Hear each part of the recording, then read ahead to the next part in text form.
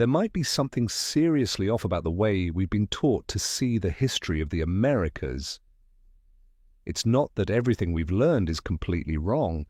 It's more about what we were never told, the silent pieces, the overlooked traces, the mysteries that were never really closed. For centuries, ancient America has been painted as a wild, isolated land that only became civilized when Europeans arrived.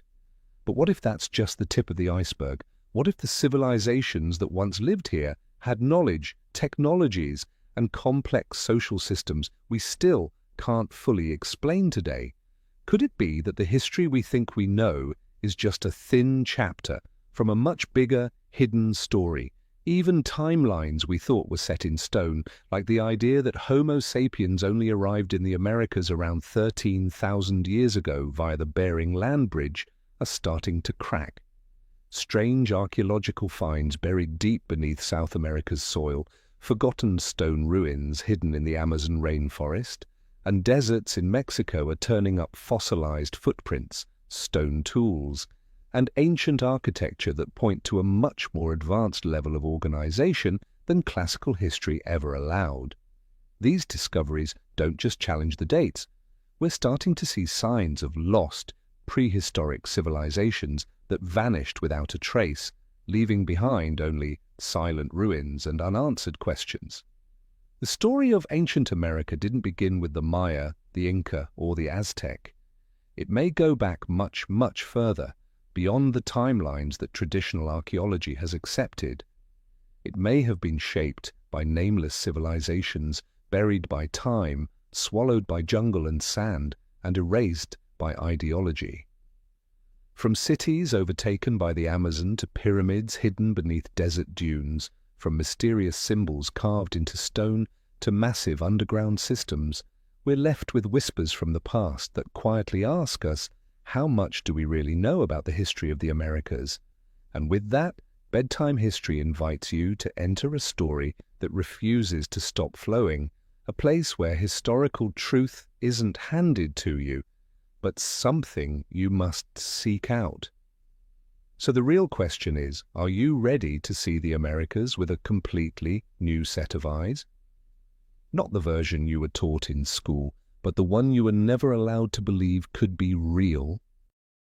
If most of what we believe about ancient American history is built on so-called official timelines, then it's the unexpected discoveries, the ones that don't quite fit, that are quietly shaking the foundations of that illusion.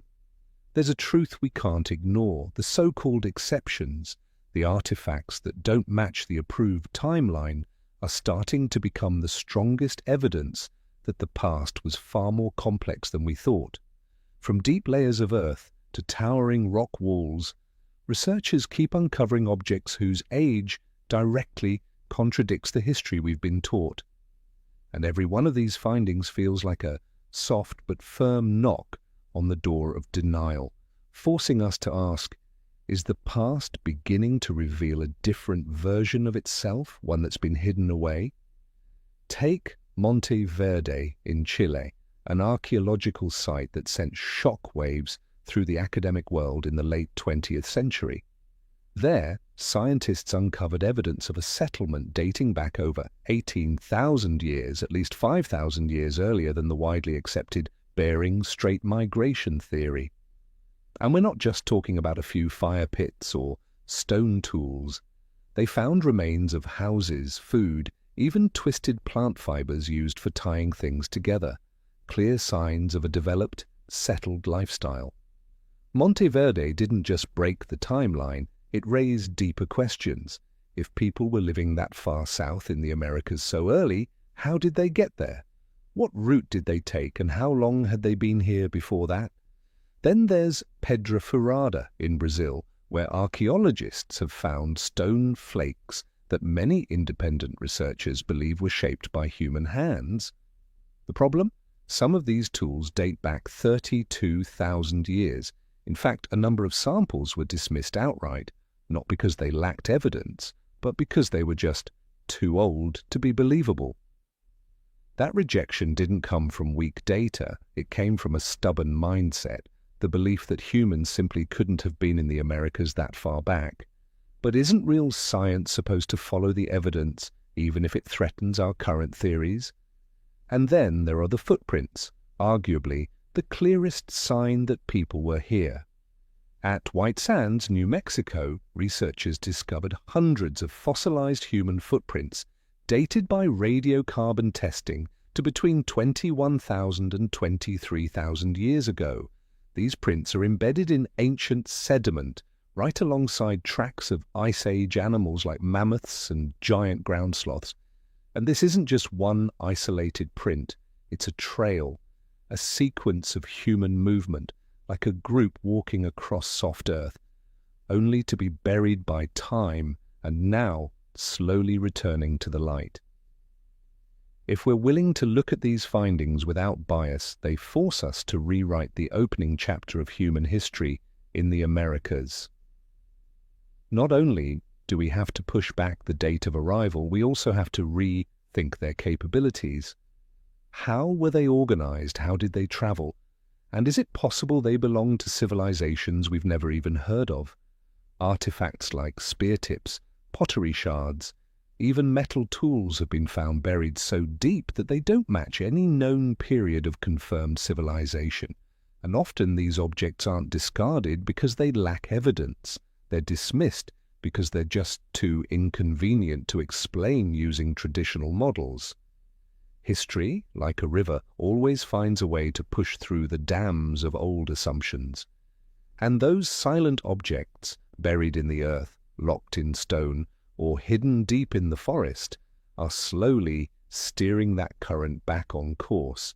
But to see it, we need the courage to redraw the entire mental map we've trusted for so long, because if the timeline was already wrong at the starting point, then how much else about ancient American history can we truly say is accurate?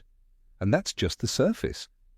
If we keep digging, not just into the ground, but into our collective memory, we'll find that even the methods we trust to date the past, like radiocarbon dating, are full of unanswered questions. And from there, a new layer of mystery begins to emerge, one that leads us into the next chapter: the secrets behind carbon dating and the controversies it still carries today. When it comes to figuring out the age of an artifact or an ancient site, radiocarbon dating is often seen as the gold standard, the ultimate clock of archaeology. But here's the twist: that very method, once hailed as foolproof, is now at the center of controversy and rejection. Our blind faith in an imperfect tool has, in some cases, become a locked door, shutting out possibilities that should have been explored. Carbon-14 doesn't lie, but the way we interpret it can be adjusted, distorted, or, let's be honest, cherry-picked to fit the narrative. Carbon-14, also known as radiocarbon dating, measures the remaining radioactive carbon in organic material to estimate how long it's been since that organism died. But the method only works under certain conditions. The material needs to be uncontaminated, free from environmental disruption, untouched by geological activity, and most importantly, it assumes that the level of carbon-14 in the atmosphere has always stayed consistent over time. But in reality, that's not how nature works. Things like cosmic radiation, volcanic eruptions, even major natural disasters can shift atmospheric carbon levels dramatically, throwing off results by thousands of years without anyone realizing. One of the most famous examples is the heated debate over charred wood fragments found deep in an excavation layer at Valsequillo, Mexico. The first round of radiocarbon testing dated the samples at an unbelievable 250,000 years old, an age completely incompatible with the accepted timeline of human presence in the Americas. That result was immediately dismissed as contamination, or measurement error, despite no solid evidence to support those claims. The wood was shelved, and the excavation was shut down soon after, not because it lacked value, but because that value didn't fit inside the academic box. At Pedra Furada, mentioned earlier, a series of stone artifacts were found buried in ancient layers that could date back over 32,000 years. But since radiocarbon dating couldn't be reliably applied due to the lack of suitable organic material, conservative archaeologists simply brushed the findings aside, claiming the stones were naturally rounded by water and wind, not shaped by human hands. The rejection didn't come from contradictory evidence, it came from a method that couldn't be applied neatly. That's a problem worth pausing on. Even stranger in some cases, samples taken just inches apart at the same site have come back with age estimates that differ by tens of thousands of years. This doesn't just raise questions about accuracy, it casts doubt on how consistently the data is being interpreted. Is it possible that this ambiguity is being swept under the rug just to keep history from getting too messy? There's also a little-known fact: many dating labs quietly refuse to process samples that are too old for the archaeological context they were found in. This isn't a technical limitation, it's a soft form of censorship where data is only accepted if it aligns with expectations. One archaeologist even admitted he had to report a different location for an artifact just to get it tested, because the real location would have caused it to be rejected outright. If science starts filtering data based on belief instead of evidence, what happens to history? The real danger isn't that carbon-14 is wrong. It's that we treat it like it can never be wrong. When a dating tool becomes a barrier to open thinking, history ends up trapped in the shadow of its own assumptions. And when artifacts are dismissed, not because they're fake, but simply because their age makes people uncomfortable, we lose the chance to better understand the human story. All these controversies only reinforce a deeper truth. History is never set in stone. It's a living, shifting current shaped by the way we read the traces left behind. And when those traces include ancient footprints pressed into long-forgotten earth or nameless tools buried in frozen soil, what we need isn't more skepticism, it's a willingness to truly listen. Sometimes getting closer to the truth doesn't require a new method.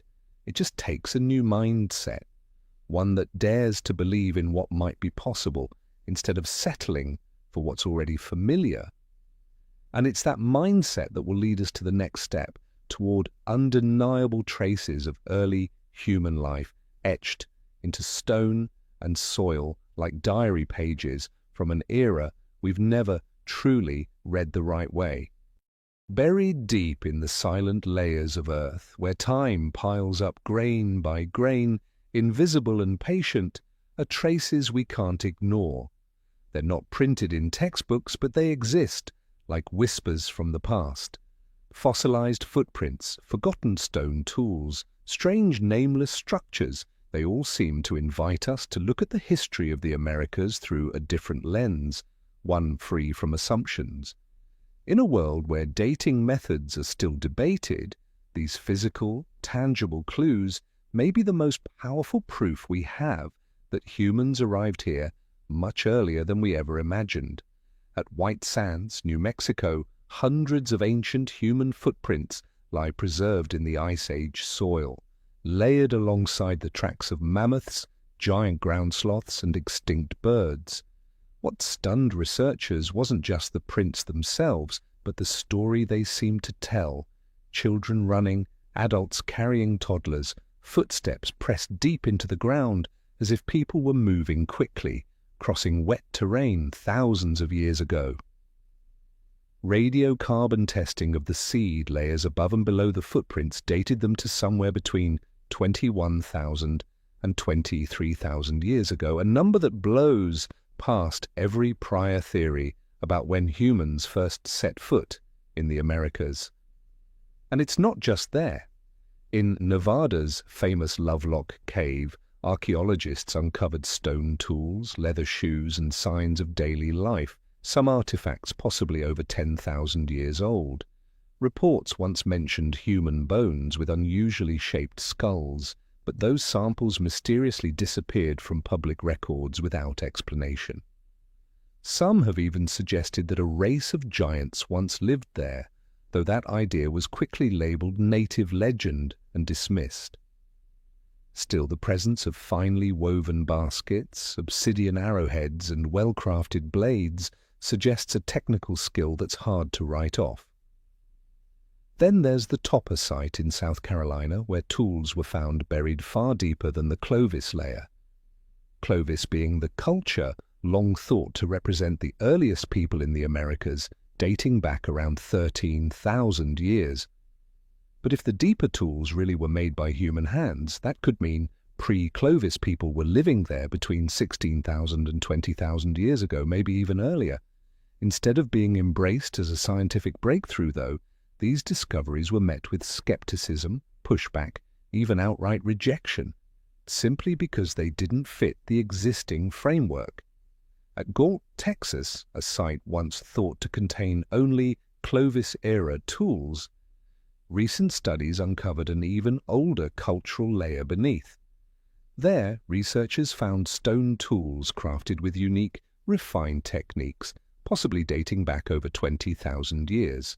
Among them were thin blades, scrapers, and carefully shaped fluted points, evidence of a level of craftsmanship and organization that challenges the idea of early humans as merely primitive hunters. These traces can't just be brushed off as coincidence or error. They exist in form, in structure, and in silent message. Ancient humans were here far earlier than we thought. And maybe they weren't isolated bands of survivors, but part of organized communities with social order, technology, and even belief systems of their own. Stone tools, remnants of dwellings, fire pits, even carved pillars with geometric symbols, all suggest that abstract thinking, the very core of civilization, wasn't something that arrived late. It may have been here all along. So what happened to those foundations? Were they wiped out by natural catastrophe, a great flood, a climate shift, or simply swallowed by time and buried under layers of forgetfulness? Or worse, were they deliberately erased, pushed out of history because acknowledging a past so distant, so unfamiliar, would threaten to collapse everything we thought we knew? Whatever the reason, what still lies underground, the faint footprints, the sharp tools, the quiet layers of ash, continue to whisper one thing: the past doesn't rest. And if we're brave enough to dig deeper, not just with shovels, but with honest curiosity, we may come closer to discovering civilizations that don't yet have names. From there, the story begins to shift toward one of the first true cities of ancient America, Corral. A place that may echo with the very first signs of a civilization that once shined brightly in the darkness of prehistory. In the dry, sun-baked lands of the Super Valley, just north of Lima, Peru, there's a place that doesn't quite fit our usual sense of time. Corral, an ancient city built over 5,000 years ago, stunned the archaeological world when it was discovered and confirmed as one of the oldest known urban settlements, not just in the Americas, but on Earth. While the Egyptians were beginning to build pyramids and the Sumerians were first inventing writing, the people of Corral were already constructing a massive stone city, complete with intricate architecture, stepped pyramids, central plazas, and a stunningly organized society. No evidence of war, no fortresses, no weapons. Instead, archaeologists found musical instruments, signs of trade, and structures that reflect a culture centered on harmony, knowledge, and peace. Corral isn't a city pulled from legend or myth. It came to light thanks to the persistence of Peruvian archaeologist Ruth Shady. For years, she and her small team slowly unearthed what looked like simple mounds of dirt, until they revealed a sprawling urban complex dating back to around 2600 BCE. That's as old, or even older, than Egypt and Mesopotamia's earliest civilizations. But what makes Corral truly special isn't just its age, It's the sheer level of planning and the spiritual symbolism embedded in its design. The pyramids were reinforced with mesh-like layers of stone to withstand earthquakes, using a technique that modern architecture still relies on today. The city's circular plaza, used for public ceremonies, was engineered with surprisingly advanced geometry and acoustics. Inside these structures, researchers discovered flutes made of bird bones, ceramic whistles, drums, and conch shell trumpets, proof that music was a central part of Karal's spiritual and social life. No signs of warfare, no weapons, no defense walls, just peaceful innovation and vibrant culture.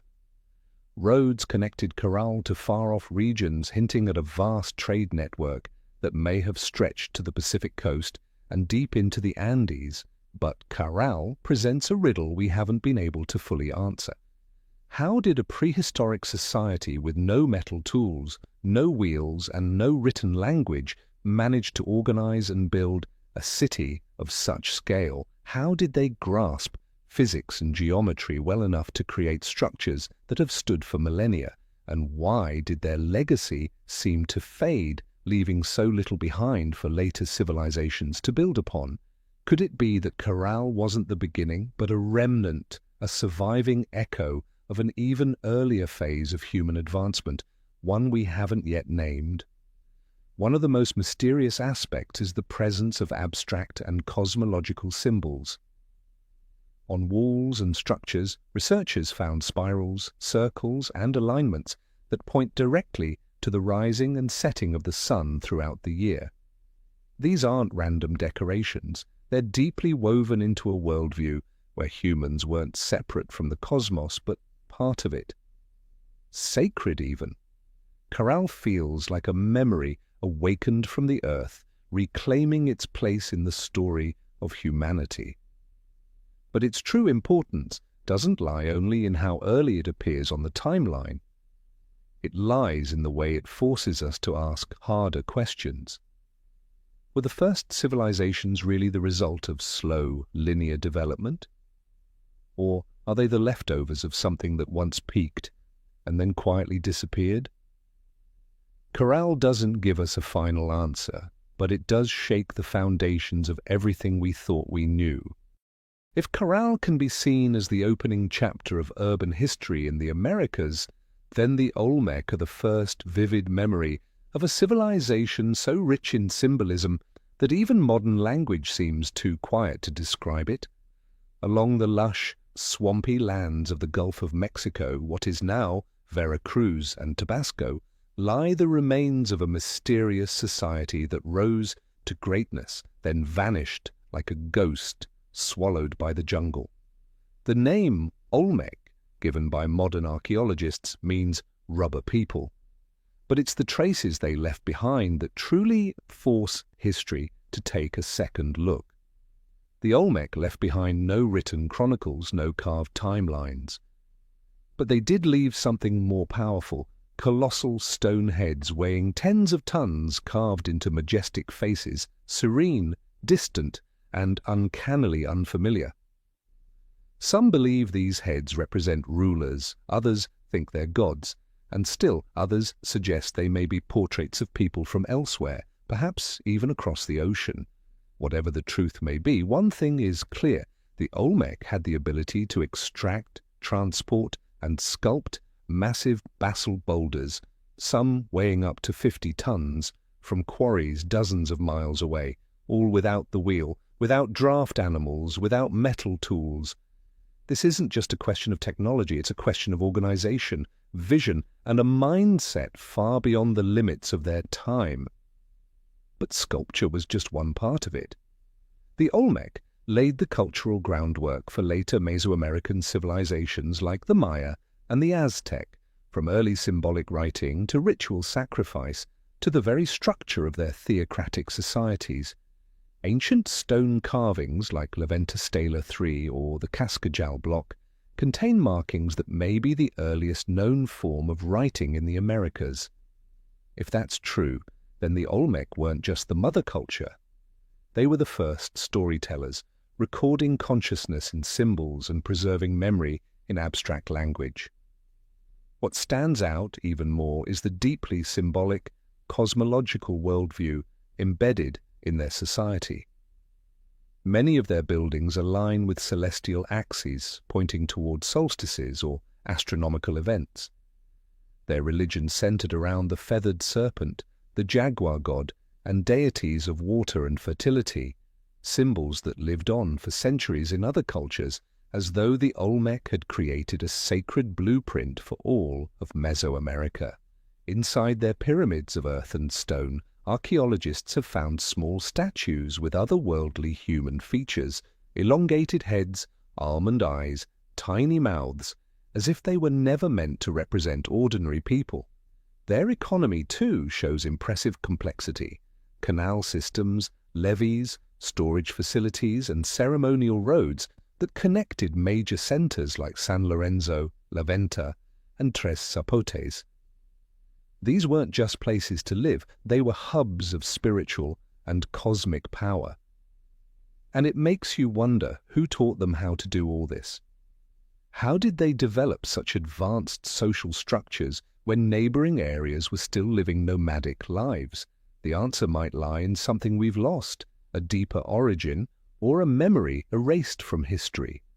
Some modern scholars suggest the Olmec weren't the beginning at all, but the final echo of something much older. A string of civilizations now mostly vanished, leaving only scattered traces behind. The stone heads, with their unplaceable faces, might be portraits of those who once lit the spark, then faded into legend, leaving behind descendants and distorted remnants. Others point to similarities between Olmec astronomy and ancient Eastern traditions, raising the possibility of transoceanic contact long before Columbus, a theory traditional archaeology calls fringe, yet one that's quietly gaining circumstantial support.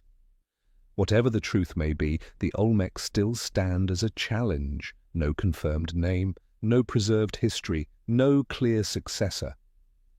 And yet their influence ripples thousands of years forward, like an anonymous teacher who left behind a curriculum but never signed their name. When we stand before those stone heads, we can't help but feel that something once existed, something greater, something aware, something that knew exactly who it was, but chose to retreat into the shadows of history. Still, one unmistakable symbol remains, those massive stone faces, silent, staring, unmoving. And maybe, just maybe, they hold the key to the true origin of a civilization that once lit up the prehistoric darkness of the Americas. They stand there, silent, unmoving, deep in the humid jungles of Mesoamerica, like eternal witnesses to a time that passed without saying goodbye. 20 colossal basalt heads, each standing between 5 and nearly 10 feet tall, weighing on average more than 20 tons, some over 50, are the most iconic legacy of the Olmec civilization and one of the greatest archaeological mysteries in the Americas. It's not just their size or weight that stuns people, it's what they represent, faces that don't resemble any known indigenous group, carved with such precision and expression that they blur the line between ancient art and something more profound. These heads, often found at major ceremonial centers like San Lorenzo, La Venta, and Tres Zapotes, all share a powerful presence. Broad jaws, wide noses, thick lips, and eyes that seem to pierce straight through time. Some scholars believe they depict revered rulers, immortalized in stone to preserve their authority. But if they're just portraits of leaders, why were they buried? Why were many of them found face down in the earth, intentionally hidden, as if part of some ritual meant to return them to the ground? One compelling theory, proposed by several independent researchers, suggests these are more than portraits. They might be symbols of a people who once existed, possibly the originators of the Olmec civilization. The facial features, often described as having distinctly African characteristics, have led some scholars to wonder if there were transoceanic contacts from Africa or other distant regions thousands of years before Columbus. Mainstream archaeology still rejects this idea for lack of strong evidence, but when you're standing face to face with these stone giants, that rejection feels less about science and more about discomfort, with both emotion and logic. Others go even further, saying these heads are materialized memory, not just to honor the past, but to preserve a kind of knowledge. A message to the future that something extraordinary once happened here. If that's true, then these sculptures aren't just monuments, they're spiritual markers, like the Moai statues of Easter Island or the stone pillars of Göbekli Tepe. They weren't built for shelter, they were built to say something that words couldn't express. But how did the Olmec manage to move and carve such massive stones when the basalt quarries were located miles away through swampy terrain, with no wheels, no draft animals, and no metal tools? One theory suggests they floated the stones down rivers on wooden rafts, but that still doesn't explain how they got them down from the mountains, or stood them upright without pulleys or advanced levers. Could it be that they possessed some kind of technical knowledge we've yet to understand, or perhaps they weren't alone? Some of the heads also bear strange markings, possible hieroglyphs, astronomical symbols, or swirling lines, motifs that would later appear in Maya culture. Could the Olmec have been not only material ancestors, but the symbolic origin of all Central American visual language? And if these heads were part of a kind of stone library, can we decipher something from their gaze, their placement, or the rituals that once happened around them? And here's the fascinating part. No two heads are exactly the same. Each one is unique, with different expressions, sizes, and headdresses. That adds weight to the theory that they're portraits of real individuals, but it could also suggest a coded system, marking social rank, spiritual roles, or even ethnic origin. Maybe what we're looking at are these stone ID cards of a forgotten people, lost to time but not to memory. Like all great mysteries, the Olmec heads offer no clear answer. They are the faces of the past, but also a mirror reflecting our present confusion, where modern science still doesn't have the full vocabulary to decode what the ancients left behind. And when we finally turn our gaze away from those stone eyes, what lingers isn't certainty. It's the deep sense that we've just glimpsed something very real, something that's been forgotten for far too long. If the metaphysical carvings of the Olmec still leave scientists puzzled and skeptical, then what remains at Tiwanaku, sitting quietly on the shores of Lake Titicaca at nearly 13,000 feet above sea level, pushes those boundaries even further? Tiwanaku isn't just an ancient ruin, it's often seen as the spiritual cradle of Andean civilizations, where enormous stone blocks were fitted together with such precision that even modern engineering struggles to explain how it was done. Each stone looks as though it was pre-cast and laser-cut, using technology that official history doesn't even acknowledge existed in prehistoric times. The stones at Tiwanaku aren't just massive, they're carved, notched, and interlocked with such exactness that even today's engineers argue over how it was possible. The andesite and diorite blocks, rocks harder than steel, were stacked with tight, complex joins using no mortar, no gaps, and yet have stood firm for thousands of years. At Pumapunku, an eerie extension of the main site, you'll find giant H-shaped blocks machined with near-mechanical accuracy, perfectly round boreholes, and razor-sharp corners cut at flawless right angles. It looks less like something chipped by hand and more like it came off a modern CNC machine. How did an ancient people, without wheels, without metal, without rotary tools, manipulate such stone with this kind of precision? The mainstream answers are often evasive. They were very skilled, or they had a lot of time. But anyone who's stood in front of those stones knows it's not just about craftsmanship. It's about a different kind of thinking, a different level of technology, and maybe even a different kind of purpose. These weren't built just for shelter, they were built with intention, astronomical, spiritual, possibly even something beyond conventional understanding. Many of the structures at Tiwanaku are aligned with precision to the cardinal directions and solstice points. Ceremonial platforms like Kalasasaya functioned as giant solar calendars, where the shadows of stone pillars would land exactly on key dates in the solar year. This means the builders weren't just casually observing the sky, they deeply understood the motion of the cosmos. For a prehistoric culture, living in a harsh, high-altitude environment, to design architecture in perfect harmony with the universe, that's not an accident. But the mystery doesn't stop there.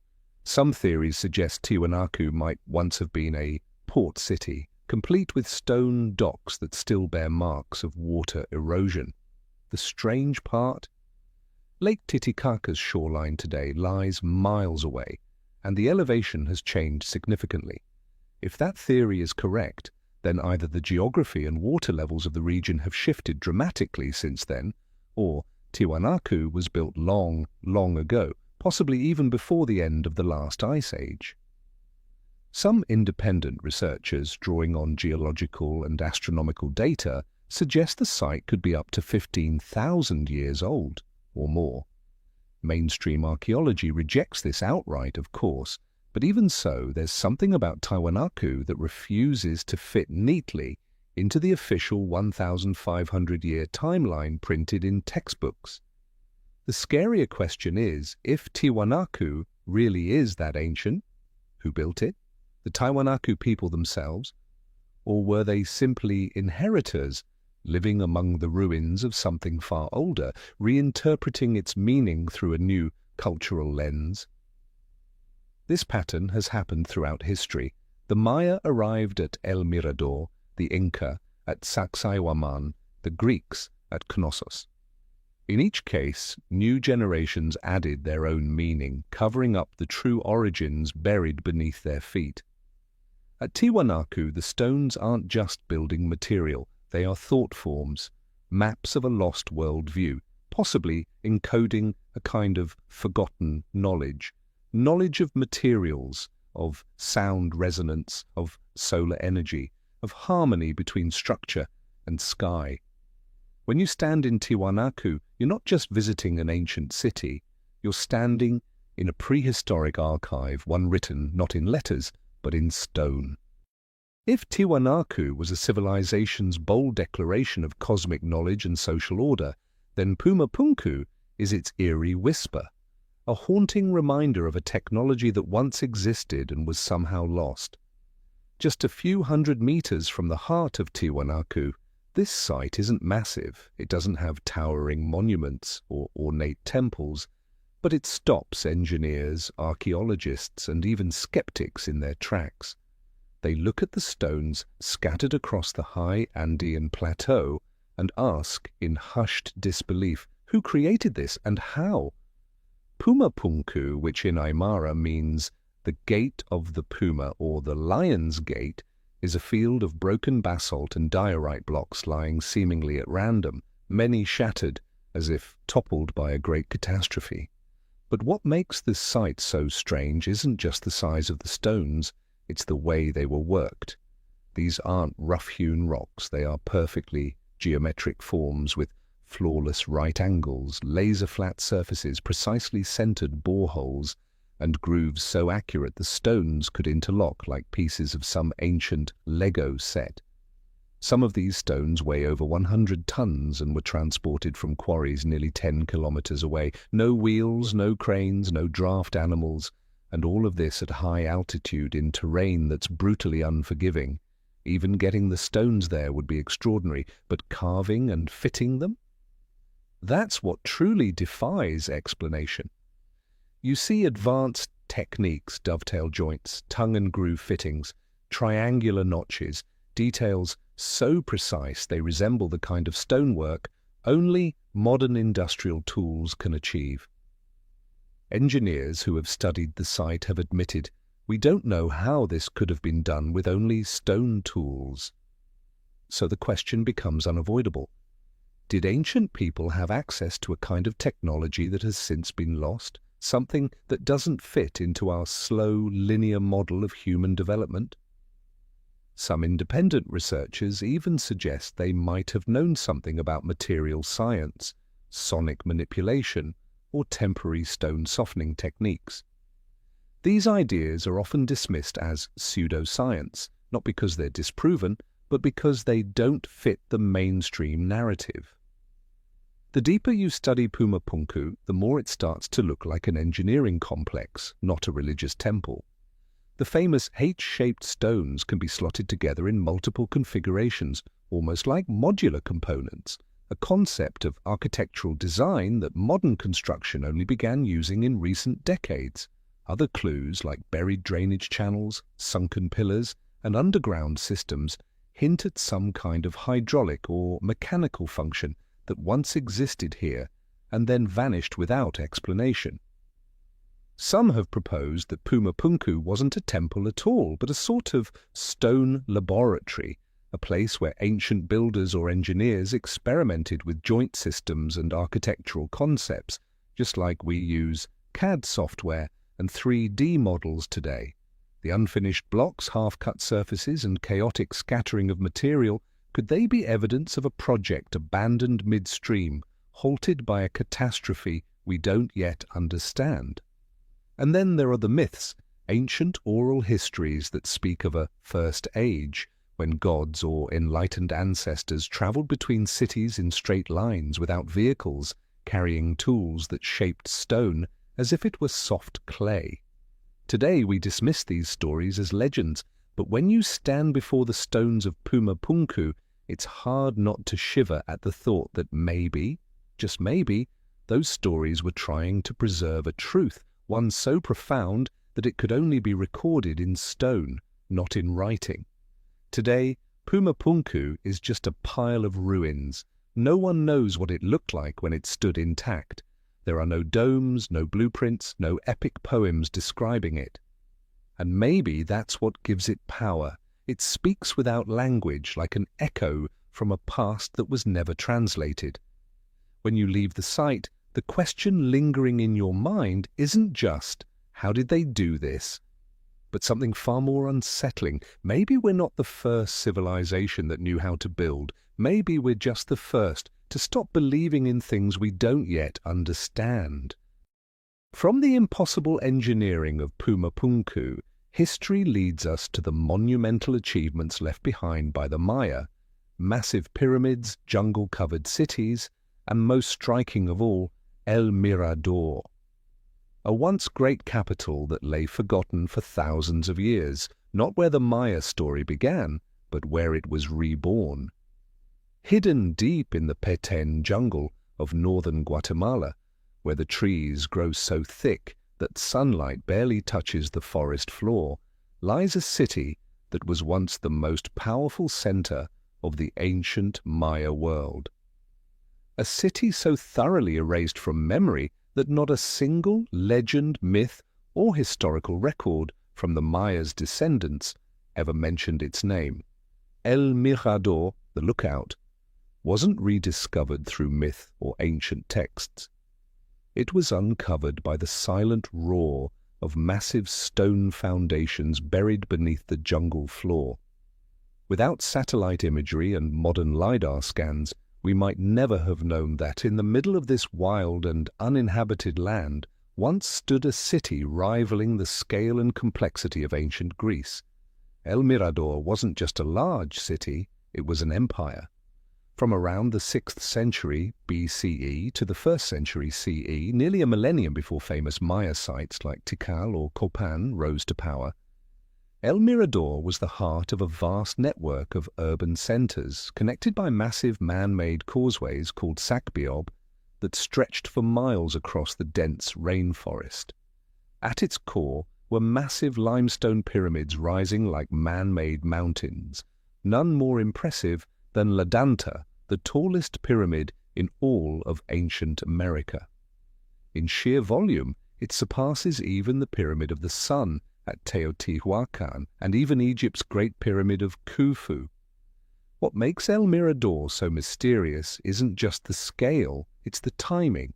While much of Mesoamerica was still in its early settlement phase, the people of El Mirador had already laid out a fully developed city with ceremonial axes, residential zones, central plazas, rainwater reservoirs, and even a sophisticated water management system. They used a construction technique that mixed lime with soil to prevent foundation sinking, perfectly adapted for the tropical forest environment and durable enough to last millennia.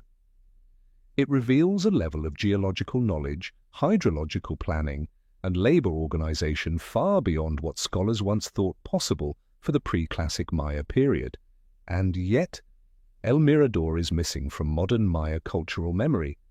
No oral tradition speaks of it, no later documents mention it.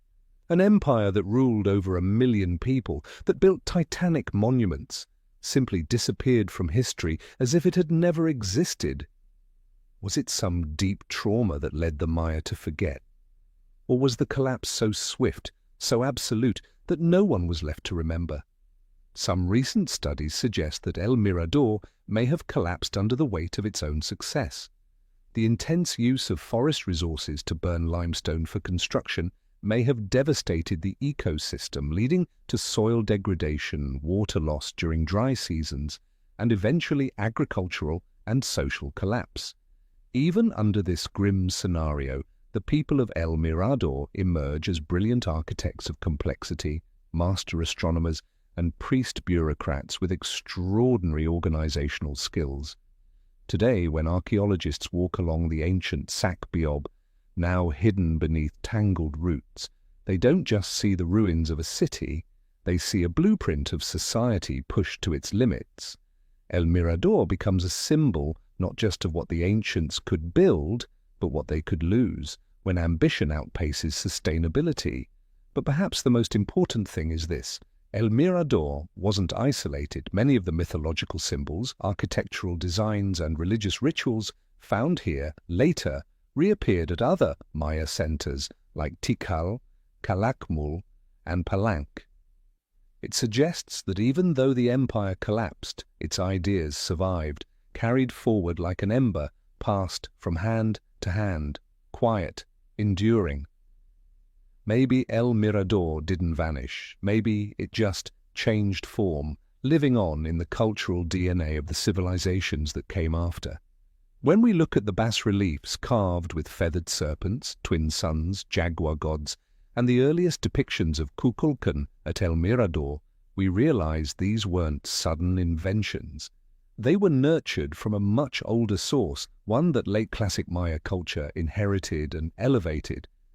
And to truly understand that, we have to dive into the heart of Maya writing and timekeeping, a system so complex, modern scholars are still decoding it, line by line, symbol by symbol, like peeling back the layers of a universe written in time. Within the intricately carved stones and faded reliefs of ancient Maya temples lies something more valuable than even their pyramids or grand cities: the language of time. The Maya didn't just leave behind ruins, they left behind a mind-bending writing system and a calendar so precise it still stuns modern scientists. Their hieroglyphic script was so complex that it took scholars decades just to crack the basics. And their multi-layered calendar, so accurate it outperforms the modern Gregorian calendar, proves that the Maya weren't just builders of temples and ritual sites.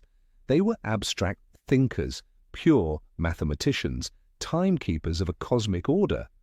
But one big question still hangs in the air. Who was the first to shape this symbolic system, to encode the rhythm of the universe into language? The Maya writing system doesn't look like anything else in the Americas. It wasn't just phonetic, it was deeply symbolic. It didn't just represent syllables or sounds. Each glyph could hold meaning, carry a visual symbol, or even express a metaphysical idea. These glyphs, some of them eerily sophisticated from the very earliest stages, didn't evolve slowly over centuries. They appear from the start as if fully formed. That's raised a serious question among researchers. Were these signs really invented by the Maya themselves?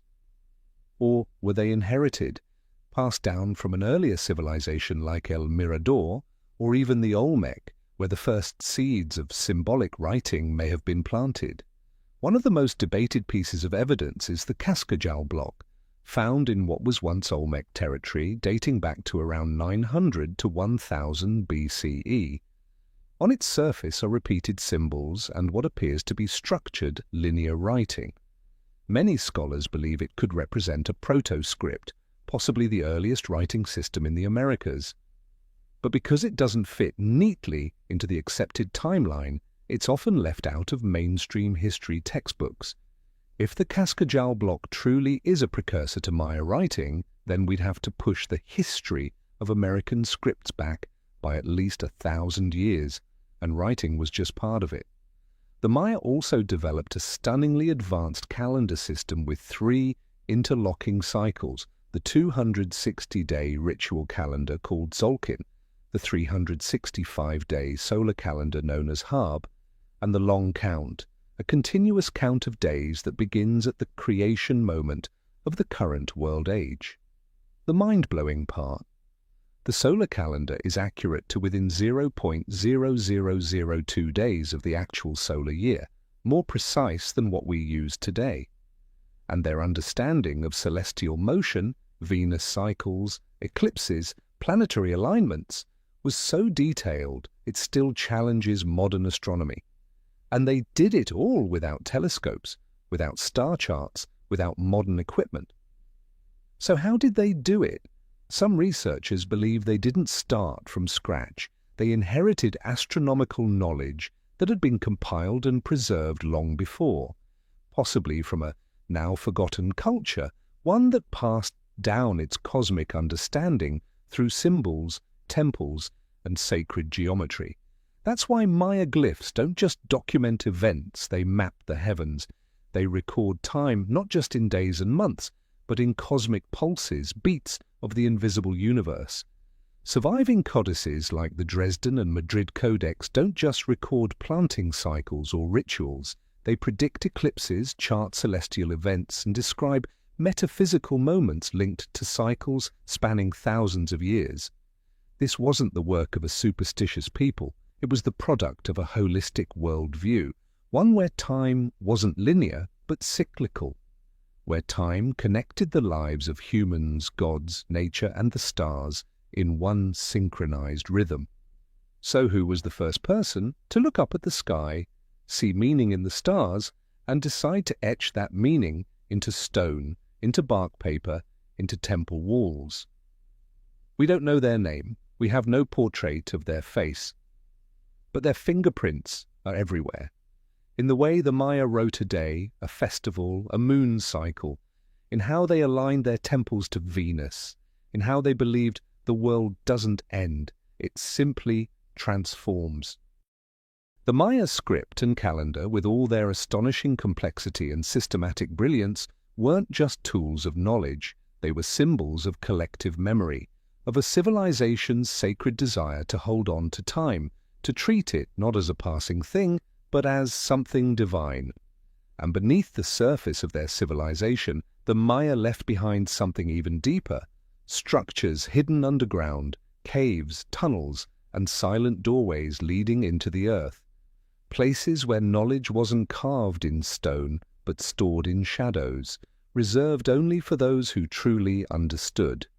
For the Maya, the underworld wasn't just a burial place. It was a gateway, a sacred bridge connecting the world of the living, the heavens and Xibalba, the mysterious realm of spirits and ancient gods.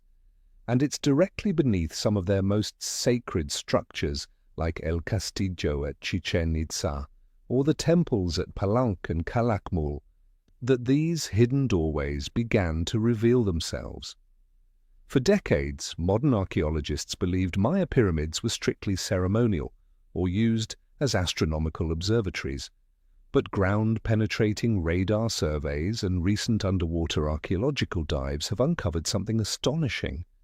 Beneath many of these great pyramids lie natural sinkholes, limestone caves, and underground water chambers, cenotes.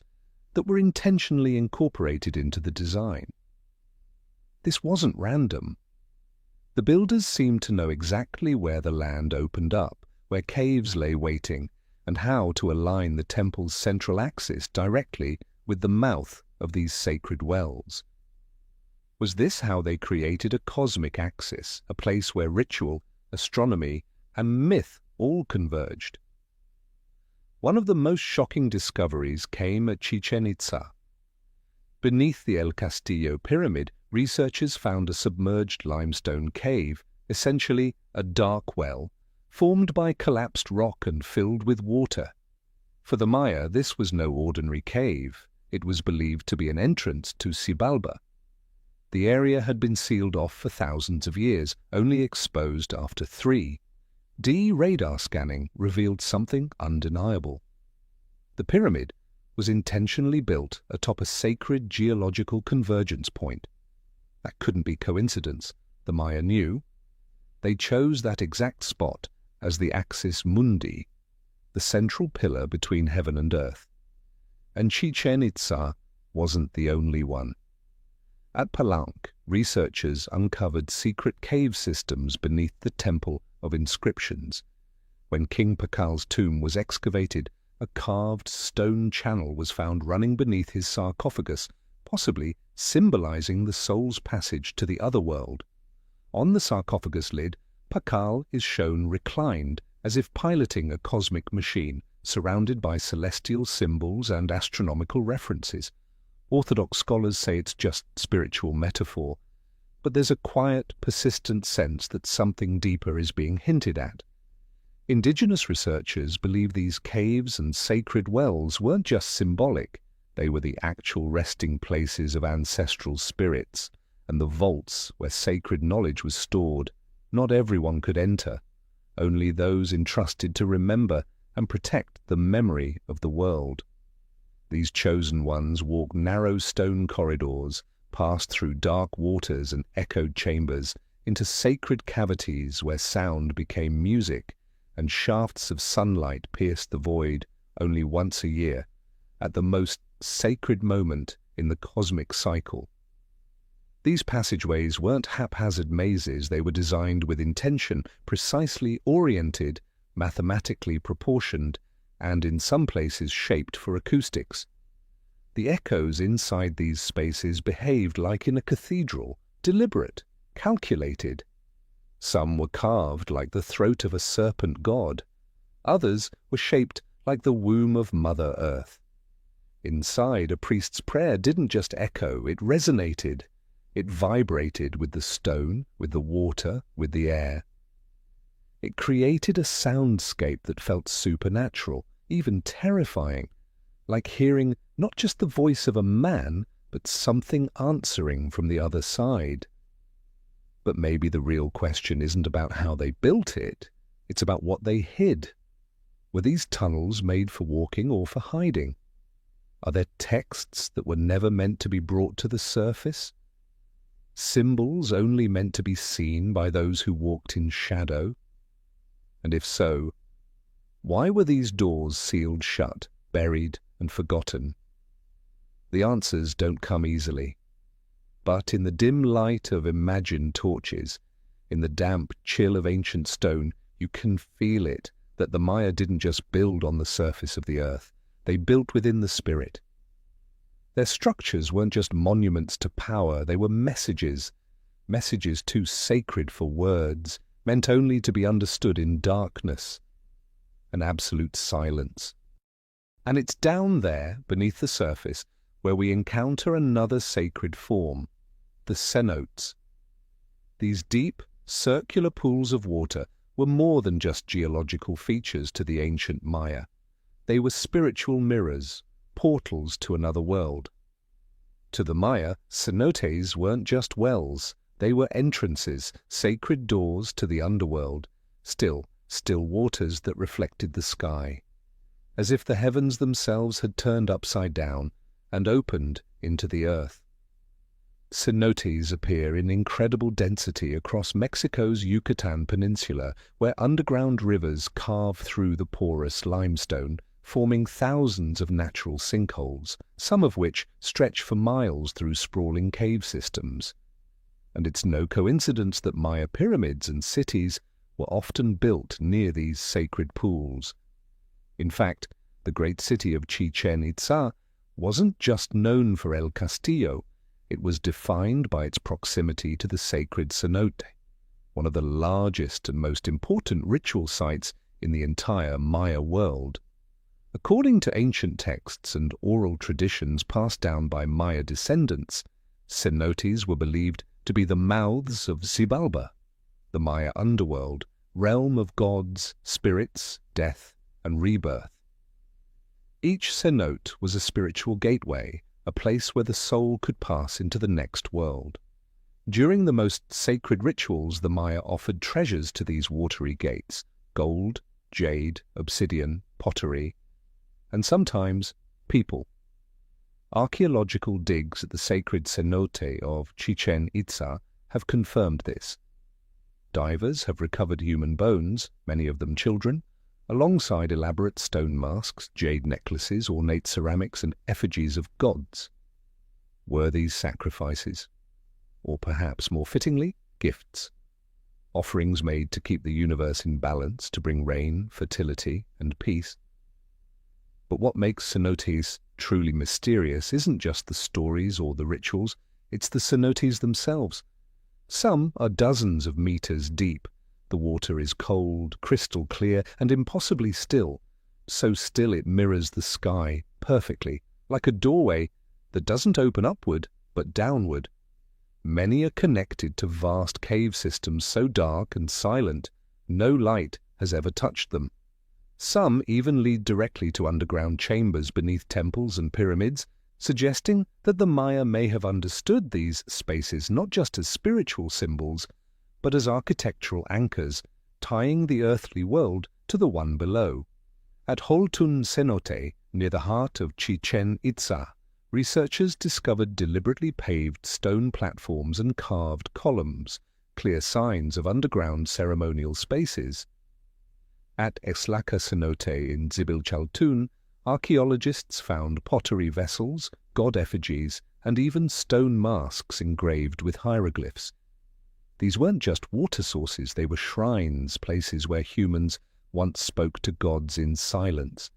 One fascinating and controversial theory suggests the Maya may have chosen certain cenotes not just for their geography but for their acoustics. When a voice is projected across the surface of a cenote, the echo resonates downward with an eerie, delayed reverb, creating a three-dimensional soundscape, much like the acoustic designs found at Tiwanaku or in European stone chambers. It's possible the Maya didn't measure the sacredness of a site with tools, but with spiritual sensitivity, a kind of intuitive knowledge we've long since forgotten. Today, science categorizes cenotes as geological features, but the Maya descendants still gather at their edges, lighting incense, casting marigold petals into the water, just like their ancestors did centuries ago. Because some truths aren't meant to be proven, they're meant to be remembered. Cenotes aren't just ancient wells, they're openings into the deeper layers of Maya thought, where the line between reality and symbol vanishes. If people once believed they could speak to the gods by standing at the water's edge and whispering into the void, maybe what they received in return wasn't a voice, but something else.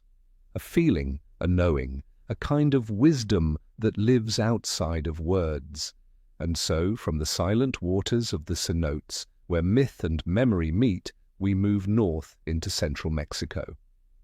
There, in a vast valley surrounded by mountains, rose one of the most mysterious cities in the ancient world. A place not built by the Maya, but no less powerful, no less grand, and no less unknown. Its name, Teotihuacan, the city of the gods. Teotihuacan, the colossal stone city at the heart of Mexico's Central Valley. When the Aztecs stumbled upon its towering ruins in the 14th century, They were so awestruck they named it the place where humans become gods.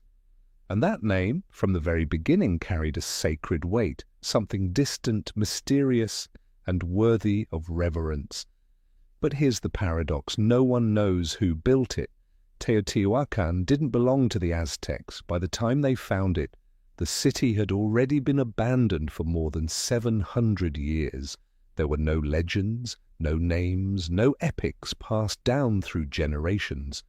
All that remained was a meticulously designed city, dominated by a massive central boulevard stretching over 4 kilometers long, the Avenue of the Dead, lined with enormous pyramids, the Pyramid of the Sun, the Pyramid of the Moon, and the Temple of the Feathered Serpent, Quetzalcoatl. Surrounding them, hundreds of housing complexes, plazas, smaller temples, and underground passageways lost beneath the earth. The Pyramid of the Sun, second in size only to La Danta at El Mirador, is built from millions of tons of stone, all stacked without mortar. Its foundations are astronomically aligned with key solar events in the agricultural calendar. No written plans, no engineering records, and yet it still stands millennia later. Recent studies have revealed something even more intriguing. Beneath the pyramid lies a man-made cave, possibly a sacred ritual chamber, maybe even the spiritual heart of the city itself. And so the big questions remain. Who built Teotihuacan? When? And why? Some theories date the city's origin to around 100 BCE, with its peak flourishing around the 3rd century CE. At its height, it may have housed between 100,000 and 200,000 people, making it larger than any contemporary city in Europe. But there's no record of a ruling dynasty, no ethnic name, no known language. Some say the Totonac were the builders. Others suspect an unidentified pre-Aztec group. And then there are those who whisper, maybe it was a lost civilization, one we've yet to even name. What makes Teotihuacan even more perplexing is its astronomical precision. The city's main axis is tilted 15.5 degrees off true north, perfectly aligned with the setting sun during key agricultural and ritual days. The pyramids themselves appear to mirror the layout of Orion's belt, much like the pyramids of Giza in Egypt. This isn't just a symbolic resemblance, it extends into structural engineering, cosmological alignment, and ceremonial function. It's as if Teotihuacan, like Giza, was designed as a cosmic machine. Some independent researchers have proposed bold theories that Teotihuacan was conceived as a kind of ancient cosmic transit hub, a place where earth and sky, humans and divine forces could intersect. They point to the city's alignment with solar and lunar cycles, eclipse nodes, and even the natural electromagnetic fields of the earth. Another theory suggests that a caste of priest engineers once lived here, people who understood how to harness energy from stone, water, and light to sustain the rhythms of society. A concept not unlike how the Inca later integrated flowing water into sacred rituals. Still, these are only fragments of a larger puzzle. The truth of Teotihuacan remains buried beneath layers of stone dust, behind sealed tunnels, in the blank eyes of weathered gods that still line the temple facades. The city doesn't explain itself, it doesn't tell a story, it simply stands like a memory too enormous to be written down. A place that was once alive with meaning, but now speaks only in silence. Beneath the worn stone steps of Teotihuacan, smoothed by centuries of wind, dust, and silence, lies a hidden world, an underground network of tunnels like the veins of a sleeping giant. If the surface of the city was built for grand ceremonies, bustling plazas, and pyramids reaching toward the heavens, then what lies below tells a different story, a quieter one. A sacred space where every echo sounds like a memory sealed in stone. These tunnels weren't accidental. They weren't geological quirks, they were part of Teotihuacan's spiritual architecture, intentionally crafted, designed to lead not outward but inward. And only by stepping into the darkness can one begin to understand what the city was truly protecting. One of the most astonishing discoveries of the 21st century was the tunnel beneath the Temple of the Feathered Serpent, Quetzalcoatl. When ground-penetrating radar was first used there in 2003, archaeologists detected an anomaly under the temple floor. It would take more than 6 years of excavation to reach the entrance, sealed intentionally with layers of stone, pottery shards and clay, as if someone long ago didn't want that doorway opened again. But when the final barrier was removed, they found a tunnel over 100 meters long, stretching directly beneath the pyramid. What they found inside was surreal. The walls were coated with a powder made from pyrite and mica, minerals with natural reflective properties, so that the tunnel shimmered when lit, like a crystalline corridor. Scattered across the floor were hundreds of small metallic spheres, each the size of a baseball, carefully crafted and coated in golden iron oxide. No one knows what they were for, but they weren't random decoration. Some believe they were part of a visual spiritual ritual designed to create intense emotional effects as firelight bounced and danced across the golden surfaces, giving the illusion of entering another world. At the end of the tunnel was a chamber carved like a sacred womb, what some have called the womb of the earth, a place where the soul might be symbolically reborn after death. Wall niches hinted at once holding effigies, offerings, or even human remains. But all had long since decayed or disappeared, and yet the energy of the space remained, dense, sacred, hard to describe, the kind of silence that feels alive, like something still lingering in the cold stone and damp air, refusing to fade. And this wasn't the only tunnel. Radar surveys have also detected hollow cavities beneath the Pyramid of the Sun, and even what may be a central axis, an underground road once connecting Teotihuacan's major temples. Many of these passages have collapsed or been sealed, but soil samples revealed traces of mercury, a rare, toxic element often associated with high-level rituals or ancient alchemy. In many old belief systems, mercury wasn't just a liquid metal. It symbolized the essence of spirit, the flow of energy between worlds. Some researchers, stepping beyond conventional archaeology, have asked, could these tunnels have functioned as consciousness chambers? A place where priest-kings or initiates were led into deep meditative states, triggering altered perception, allowing them to access symbolic visions or even ancient knowledge. In pitch-black silence, with stable temperature, echoing acoustics and shimmering light, the mind slips into a trance with ease. Maybe this was where Teotihuacan's cosmic priests spoke with gods, or received messages without language, knowledge passed not through words, but through experience. Like many sacred sites around the world, Teotihuacan may have been designed with a unified principle, aligning the human soul with the structure of the cosmos. In that sense, the tunnels weren't just physical, they were metaphors. They represented the descent, both literal and symbolic, a passage from light to shadow, from the visible world to the unseen, from the surface to the soul. And when you finally emerge from that darkness, stepping back into the blinding sun of the Mexican Valley, one thought lingers. Whoever built this place, they weren't just worshippers, they were philosophers of space, engineers of spirit, thinkers who understood the deeper mechanics of human consciousness and cosmic design. And maybe, just maybe, it's only when we stop seeing them as primitive and start seeing them as visionaries that we'll begin to understand why Teotihuacan still refuses to speak its builder's name. And as that question still floats unanswered, we're left wondering, were the Aztecs truly the heirs of Teotihuacan? Or were they later arrivals, adopting, mimicking, and stitching together fragments of a forgotten golden age that had already vanished from memory? There's something fascinating about how the Aztecs arrived in the Valley of Mexico. They didn't come as founders, they came like pilgrims, searching for something sacred. When they found Teotihuacan, it was already long abandoned.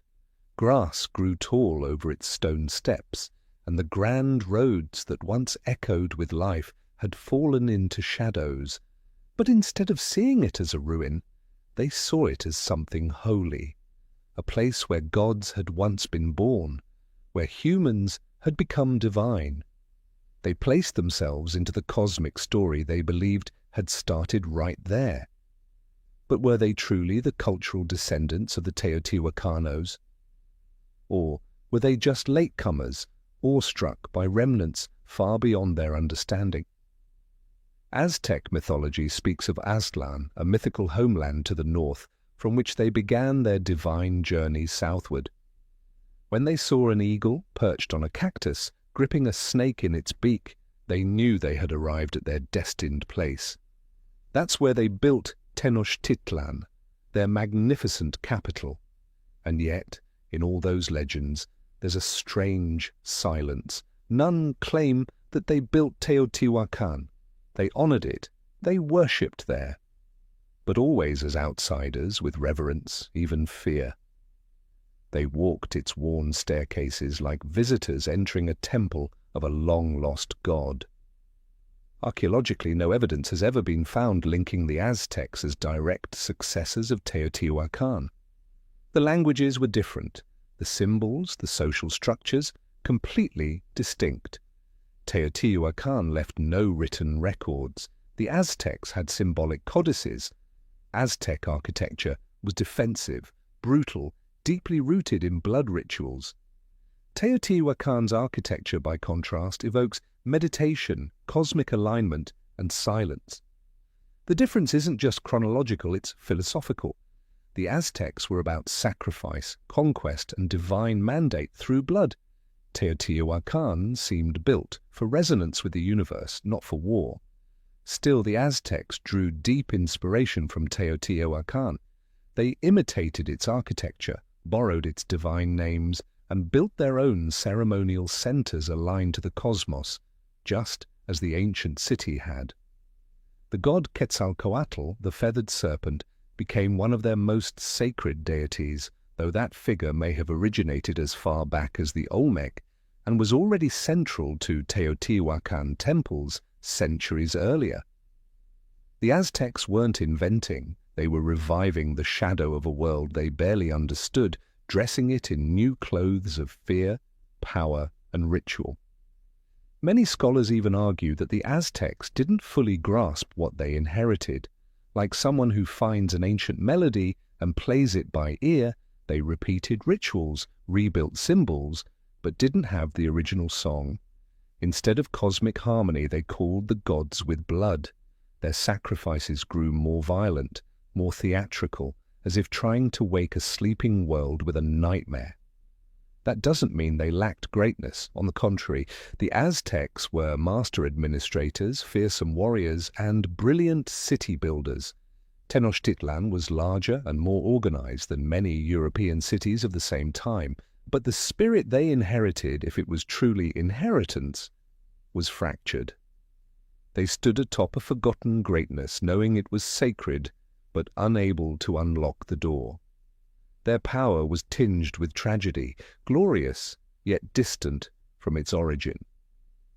And in repeating the past, the Aztecs wove themselves into myth. They made themselves the axis of the world, the center of the sun's turning. But history, never one to obey myth, cut their story short.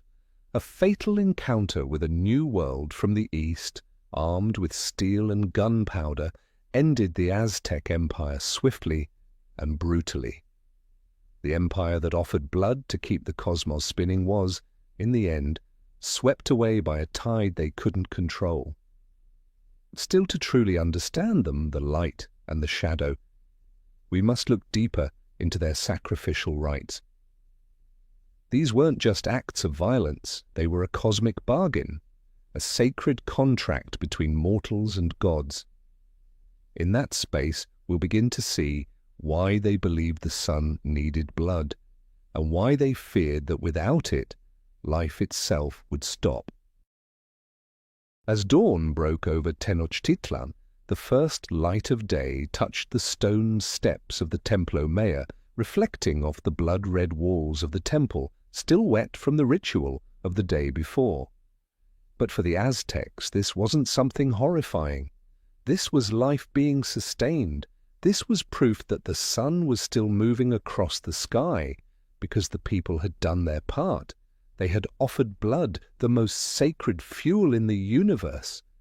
In the Aztec worldview, sacrifice wasn't brutality, it was necessity, a sacred contract between humans and the gods, sealed not just in belief but in flesh and blood. The Aztecs believed they were living in the fifth sun, a fragile cosmic era that could only continue if humans upheld their end of the bargain. According to their mythology, previous worlds had been destroyed when people failed to nourish the sun with the vital essence of life. To prevent that fate from repeating, the Aztecs built an entire civilization around one divine duty: to feed the sun with blood, to tear out living hearts so that the universe could be reborn again and again, every single day. And so sacrifice became the center of everything: religion, politics, even warfare. Battles weren't just fought for territory, but to capture prisoners of war, flower warriors chosen not for punishment, but for offering. The braver the captive, the greater the honor in sacrifice. They were fed well, dressed in finery, led up the temple steps with music and dancing. The ritual was contradictory and profound, honoring someone at the highest level by preparing them to die. At the summit of the Templo Mayor, beneath the blazing sun, Aztec priests used obsidian blades to cut open the chests of the living. As the still beating heart was raised toward the heavens, blood was poured into sacred vessels and splashed on the statues of the gods. The bodies were rolled down the temple steps, their blood flowing through carved stone channels back into the earth, into the body of Tlaltecutli, the Earth Mother. During major ceremonies, Spanish chroniclers reported that hundreds of hearts could be offered in a single day, scenes that left them horrified and speechless. But to the Aztecs, this wasn't barbarism, it was sacred duty. The dead weren't victims, they were givers of life. Blood wasn't just a substance, it was a symbol of the soul. Death in ritual wasn't an end, it was a transformation, a rebirth into a higher realm where warriors became gods, riding the sun across the sky by day and returning through the underworld at night. That's why sacrifice wasn't just a ritual in Aztec society, it was its foundation. Every major structure had an altar, every harvest, victory, coronation bathed in blood. Even the sacred ball games where the winner, not the loser, might be offered to the gods, or the most beautiful, most gifted individuals in society, chosen to live a year as divine embodiments, only to be killed on their destined day. Nothing was separate: religion, politics, identity, they were all woven together. The ruler wasn't just king, he was the living face of the divine. And blood was the cosmic message, the proof that the order of the universe still held. This belief system gave the Aztec Empire immense power. By controlling the rituals, the priests and nobles controlled faith, emotion, and fear. They turned war into worship, death into honor, and society into a machine powered by myth. The Aztecs rose rapidly, not just through swords, but through ideology, a belief so deeply rooted that people were willing to die for it, and saw beauty in doing so. But when ships with white sails arrived from the east, bringing armored riders and fire-spitting weapons, that world began to crumble, not just from disease and gunpowder, but from the collapse of belief itself. The myths could no longer stand against a reality too foreign, too sudden. And so Tezcatlipoca, the god of shifting shadows, spoke again. But that is a story of endings, for now we turn our gaze north, to a place most never thought held any ancient secrets, to quiet ruins hidden in the heartland of what is now the United States.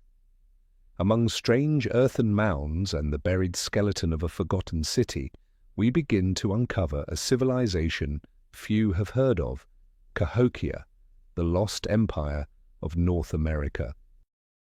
Across the flat plains along the Mississippi River, right where the modern state of Illinois now lies, there once stood an ancient city few, today, would ever imagine. No stone pyramids, no towering deities, no intricately carved temples. And yet Cahokia was the largest urban center in North America before European contact. At its peak, between 1050 and 1200 CE, it held an estimated 15,000 to 40,000 people, more than London at the time. Cahokia is a mystery still unfolding, a civilization that rose to remarkable heights and then vanished without a word. When French explorers traveled down the Mississippi in the 17th century, they stumbled upon massive earthen mounds stretching for miles, some rising high into the sky, shaped with terraces and flat tops that clearly once held ceremonial structures. The largest of them, Monk's Mound, still stands today, nearly 100 feet high, over 1,000 feet wide. It remains the biggest earthen construction ever built in North America. But the most baffling thing was this: there were no people left, no city, no inhabitants, no legends, just the quiet presence of ancient earthworks and the ashes of a once great metropolis.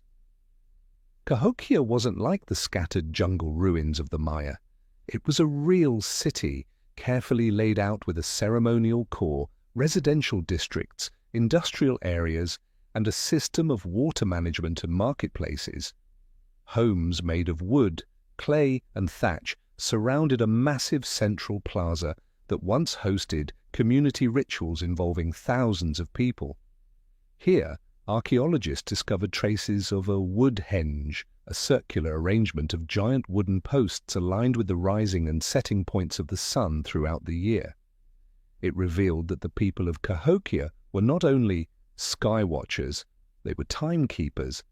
Their understanding of astronomy guided both their rituals and their agriculture. But it didn't stop there. Cahokia was at the heart of a massive trade network that stretched from the Gulf of Mexico to the Great Lakes. Artifacts found at the site include obsidian from the Rocky Mountains, seashells from the Atlantic coast, and copper from Lake Superior. This wasn't an isolated village, it was a hub, a central node in a vast native civilization that spanned the American Midwest. And yet its fall came swiftly and quietly. There's no evidence of war, no signs of fires or sieges, only a sudden decline around the 14th century. Scholars have proposed various theories: climate change, deforestation, flooding, political upheaval. But without a written language, all we have are fragments, pieces of a larger story that's been washed away by time. Maybe, just maybe, in some final ritual, when the sun no longer rose in the right place, or the harvest failed to follow its sacred rhythm, the people of Cahokia believed the gods had left them, and so they left too. What makes Cahokia so powerful isn't just its size, it's how it breaks the mold. Western history tends to paint pre-Columbian North America as a land of scattered tribes and small communities. Cahokia proves otherwise. It shows us a moment in time when cities thrived, ceremonies united thousands, astronomy guided society, and trade flowed like rivers. And not only did it exist, it rivaled the great civilizations of Mesoamerica and Europe in scale and complexity.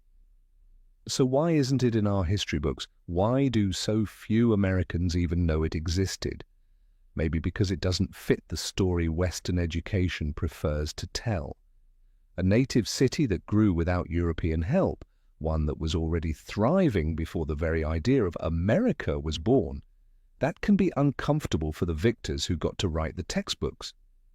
Like Teotihuacan, El Mirador, and Caral, Cahokia feels like one of the missing links in a long chain of indigenous civilizations that were fractured, forgotten, or erased. No epic legends. No direct descendants claiming its legacy. And yet the mounds remain, silent witnesses, reminding us that under our feet once stood a city that listened to the stars. And from Cahokia, our eyes turn toward another enigma, curving shapes stretched across the earth. Animal-shaped mounds laid out with such precision and intent that no simple logic can explain them. They aren't random, they're symbols, reflections of a deeper worldview, where nature, spirit, and mathematics merged into one living landscape. Scattered across the green hills and winding rivers of the American Midwest, from Iowa to Wisconsin, Minnesota to Ohio, lie thousands of strange mounds. At first glance, they look like nothing more than gentle bumps in the earth. But when seen from above, a different picture emerges. The shapes are clear: birds, bears, turtles, snakes, even creatures that defy identification. These are the effigy mounds, animal-shaped earthworks built more than 1,000 years ago by ancient peoples whose symbols still speak to us, even though their voices are long gone. To this day, they remain one of North America's greatest archaeological mysteries.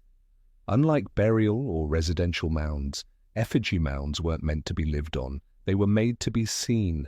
From the ground, their full forms are invisible, but from the sky, or from the imagined flight of a spirit or a bird, their shapes become unmistakable.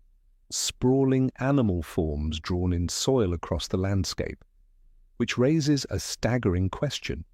How did people without aerial views or satellite maps create these massive designs, only visible from above? Were they guided purely by intuition?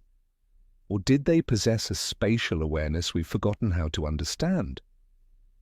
Most effigy mounds range from 60 to over 300 feet in length.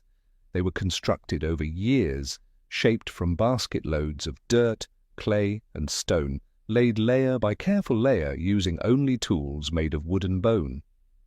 Archaeologists believe they were built by woodland and Mississippian cultures between 500 and 1200 CE, the same era as Cahokia.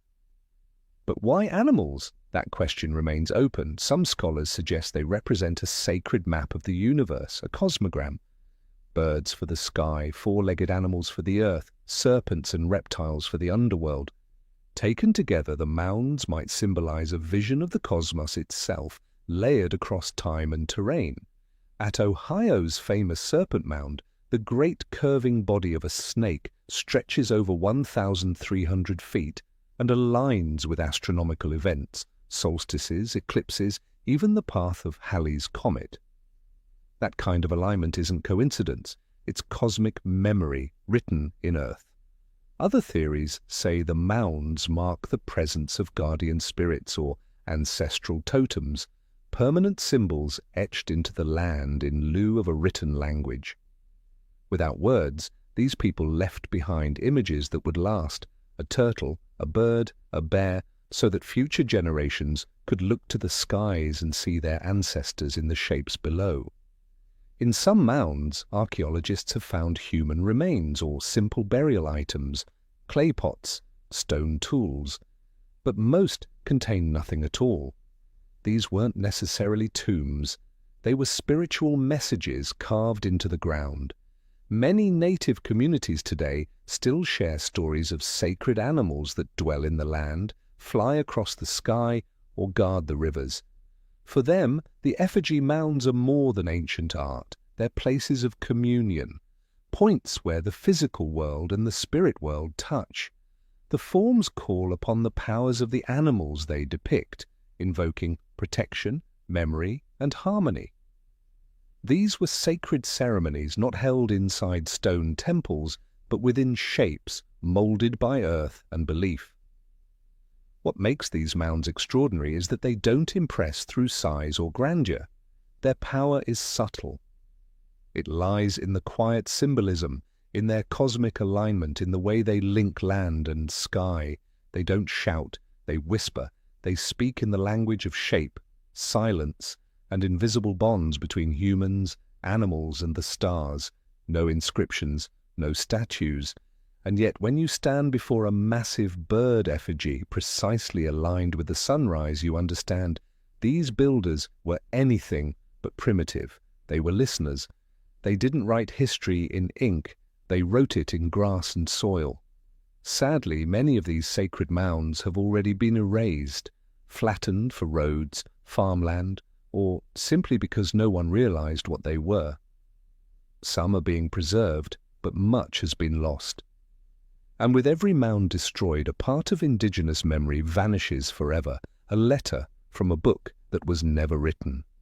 From these looping symbols across the plains, we now travel farther southwest, to the red deserts cracked by heat and time. There, hidden among cliffs and canyons, lie one of the greatest unsolved stories of ancient America: abandoned stone cities and cliffside dwellings. Where an ancient people once lived, the Anasazi. In the arid expanse of the Four Corners region, where Arizona, New Mexico, Colorado, and Utah meet, lies a vast landscape of red rock carved over millennia by desert winds and time. It's a place where the people seem to have vanished long ago, yet their traces remain, etched into cliff faces like an unfinished dream. This is the land of the Anasazi, a name long used to describe the ancient Puebloan peoples who once flourished in the American Southwest, building cities in stone, cultivating the desert, and crafting a rich spiritual life, only to disappear suddenly in the 13th century. Their story is one of North America's deepest mysteries, a civilization that climbed to greatness, then stepped away without a word. Their legacy is scattered across the Colorado Plateau. In places like Mesa Verde, their homes are tucked into enormous rock alcoves, stone dwellings built into sheer cliffs. In Hovenweep, delicate stone towers rise from sun-bleached sandstone, each one hand-laid with precision. And at Chaco Canyon, the most complex of all, their ceremonial center still defies full archaeological explanation. They didn't use massive stone blocks like the Inca, nor cement like the Romans. Instead, they stacked finely shaped stones, layer by careful layer, into walls that have withstood centuries of harsh desert weather. Chaco Canyon, in particular, feels impossible. Its great houses contain hundreds of rooms, multi-story walls, and architectural alignments with the solstices and equinoxes. Wide ceremonial roads, some more than 30 feet across, stretch across the canyons, cut through ridges, run across mesas, defying the natural terrain in perfectly straight lines. No one knows exactly what they were used for, pilgrimages, processions, or symbolism, but their scale and precision suggest a level of social organization and engineering that far surpasses what we once imagined of the ancient Southwest. What's even more remarkable is how the Anasazi thrived in such an unforgiving land. With no rivers to rely on, they harvested rainwater, built reservoirs, and created terraced farms bordered by rock walls to retain moisture.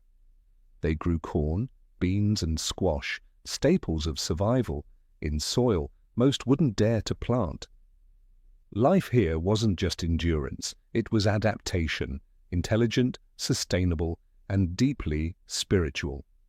Beneath their plazas were circular subterranean chambers called kivas, used for ceremonies, storytelling, and passing down sacred knowledge about nature, seasons, and the cosmos. Then around 1270 they left. The cities emptied, homes abandoned, watchtowers silent, the sacred roads swallowed by drifting sand, no signs of invasion, no epidemic, just quiet. Some theories point to drought, ecological collapse, or overuse of resources.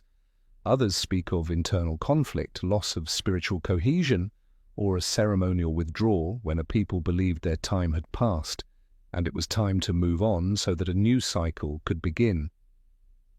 What's most profound is this: the modern Pueblo peoples, descendants of the Anasazi, don't see that departure as a collapse. To them, it was a migration, a spiritual journey, a necessary step in maintaining balance with the land. They don't return to rebuild the old cities because their time has passed. The structures are not ruins, they're memories, like the earth exhaling. Modern eyes see disappearance. The ancestors may have seen transformation. The walls the Anasazi built don't tell the full story, but they echo something deeper. A way of living in harmony with harshness, a civilization both humble and wise. One that didn't try to dominate nature but lived as part of it. That's why when you stand in Mesa Verde on the steps leading to a room long empty, and sunlight strikes the stone in exactly the same place it did 1,000 years ago, you fall silent. And from that silence, we move west again, into the heart of Chaco Canyon. This isn't just a ruin, it's a sacred center. A place where sun and moon cycles are carved in stone. A place that challenges us more than ever to ask, how much did the ancients know about the sky? In the parched highlands of New Mexico, where the desert meets the horizon like stretched hide, beneath a searing sun, there lies a canyon of stone.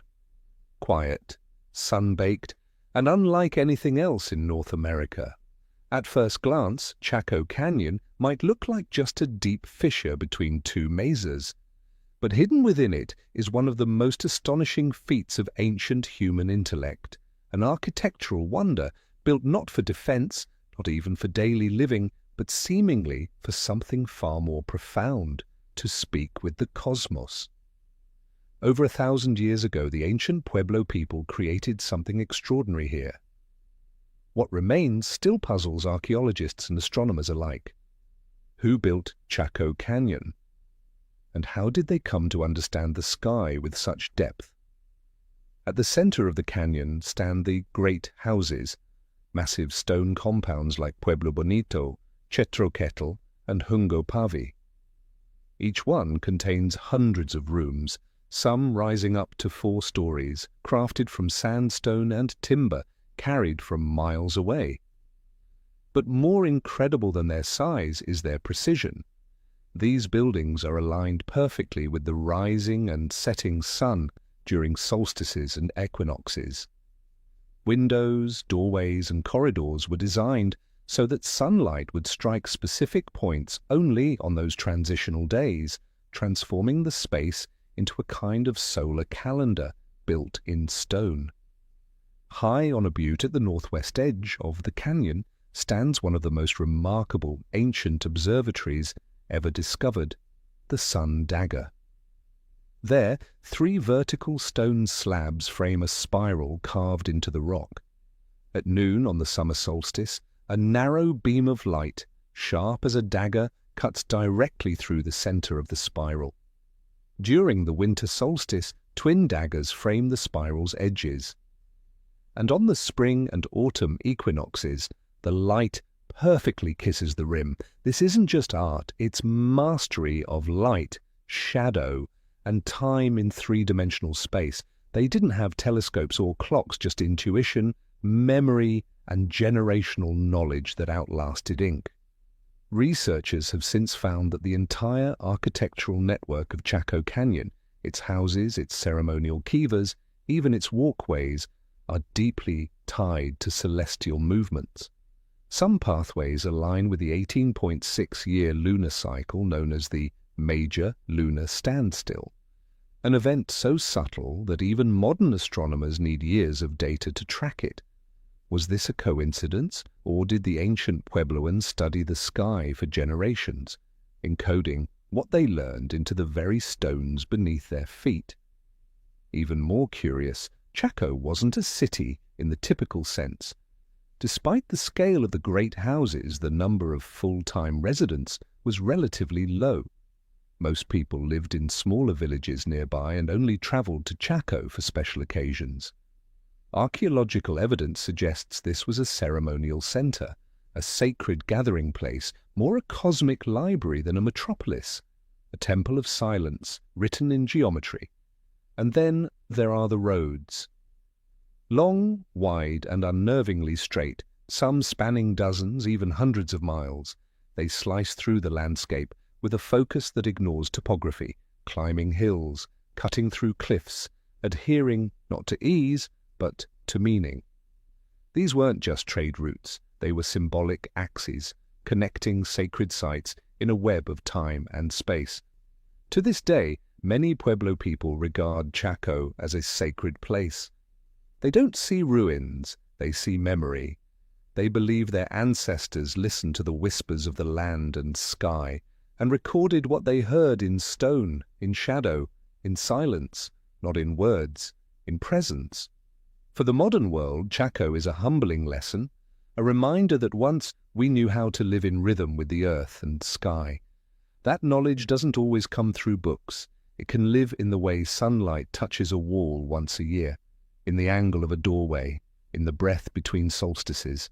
And so as we leave Chaco Canyon, the question isn't who built this anymore. The real question is, how did we forget that we too once read the universe through light and shape? Next, we journey south, into the depths of the Amazon rainforest, where whispers of a lost city of gold have never fully faded. Could it be that beneath the jungle canopy lies another forgotten civilization, one swallowed not by time, but by modern denial? The city of El Dorado still waits to be found. The legend of El Dorado began not as a myth about gold, but with a real ceremony on the waters of Lake Guatavita, in what is now Colombia. There, the leader of the Muisca people would be covered in gold dust, then paddled out to the center of the lake to offer treasures into the depths below. That ritual, dazzling, symbolic, profound, ignited the imagination of 16th century Europeans. Over time, the image of a gilded man gave way to something far grander, an entire city made of gold, then an empire, one that no one had ever seen, but many were willing to die trying to find. Spanish, Portuguese, English, and German expeditions plunged into the Amazon like moths into flame, driven mad by the promise of riches and power.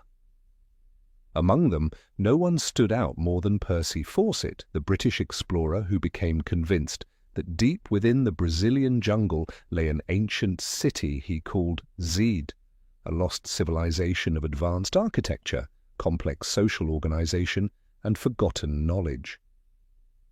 Drawing from ancient texts, indigenous accounts, and an uncanny intuition, Fawcett led multiple expeditions.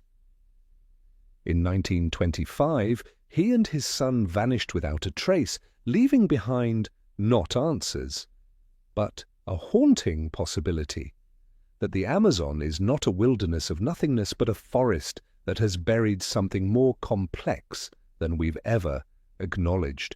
Almost a century later, modern technology is beginning to suggest that Fawcett might have been right.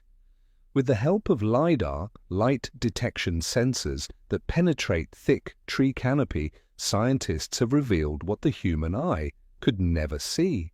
Beneath the seemingly untouched forest lies a network of geometric structures, grids of streets, ceremonial plazas, circular earthworks, canals, irrigation systems, and even earthen pyramids, spread across the Amazon basin in dense concentration. These discoveries are rewriting everything we thought we knew.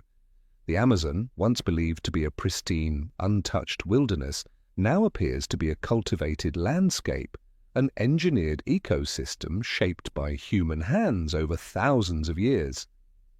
Evidence suggests that millions of people once lived in these forests before European contact. Their communities were interconnected by rivers and roads. Their agriculture was sustained not by slash and burn farming, but by terra preta, dark earth, a human-made, nutrient-rich soil still unmatched by modern farming techniques. These weren't just foragers or isolated tribes. They were ecological engineers, creators of forest cities that thrived in harmony with the jungle instead of clearing it. And perhaps it was these civilizations, cities built not from stone and steel, but from soil, water, and trees, that became the real El Dorado, a city the Europeans never found, not because it didn't exist, but because they couldn't recognize it when they were standing inside it. Trained to look for towers, fortresses, and gold, they missed the softer architecture, where walls are made of vines and power flows through irrigation, not conquest. In that sense, El Dorado isn't a location, it's a misunderstanding, a mirror showing how we've defined civilization through our own narrow lens. The gold hunters never found it because they searched only for what could be held in their hands. But the true El Dorado, if it ever existed, was a place where culture merged with nature so completely that it vanished into the trees. Today, as the Amazon faces rampant deforestation, these newly discovered ruins are once again at risk, this time not from myth or greed, but from bulldozers and apathy. Once more, El Dorado slips from our grasp, not because it isn't real, but because we still haven't learned to see history differently. Maybe, one day, when we stop treating the forest as an obstacle and begin to see it as an archive, the clues will finally come together. But by then, will anyone still believe in a city not made of gold, but of knowledge? And if these civilizations in the Amazon were real, then the next traces, the forest cities, the forgotten settlements, the manipulated maps, will take us deeper still, into a tangled web of legend and archaeology, a place where the ancients may have gone much further than we ever thought in shaping the natural world.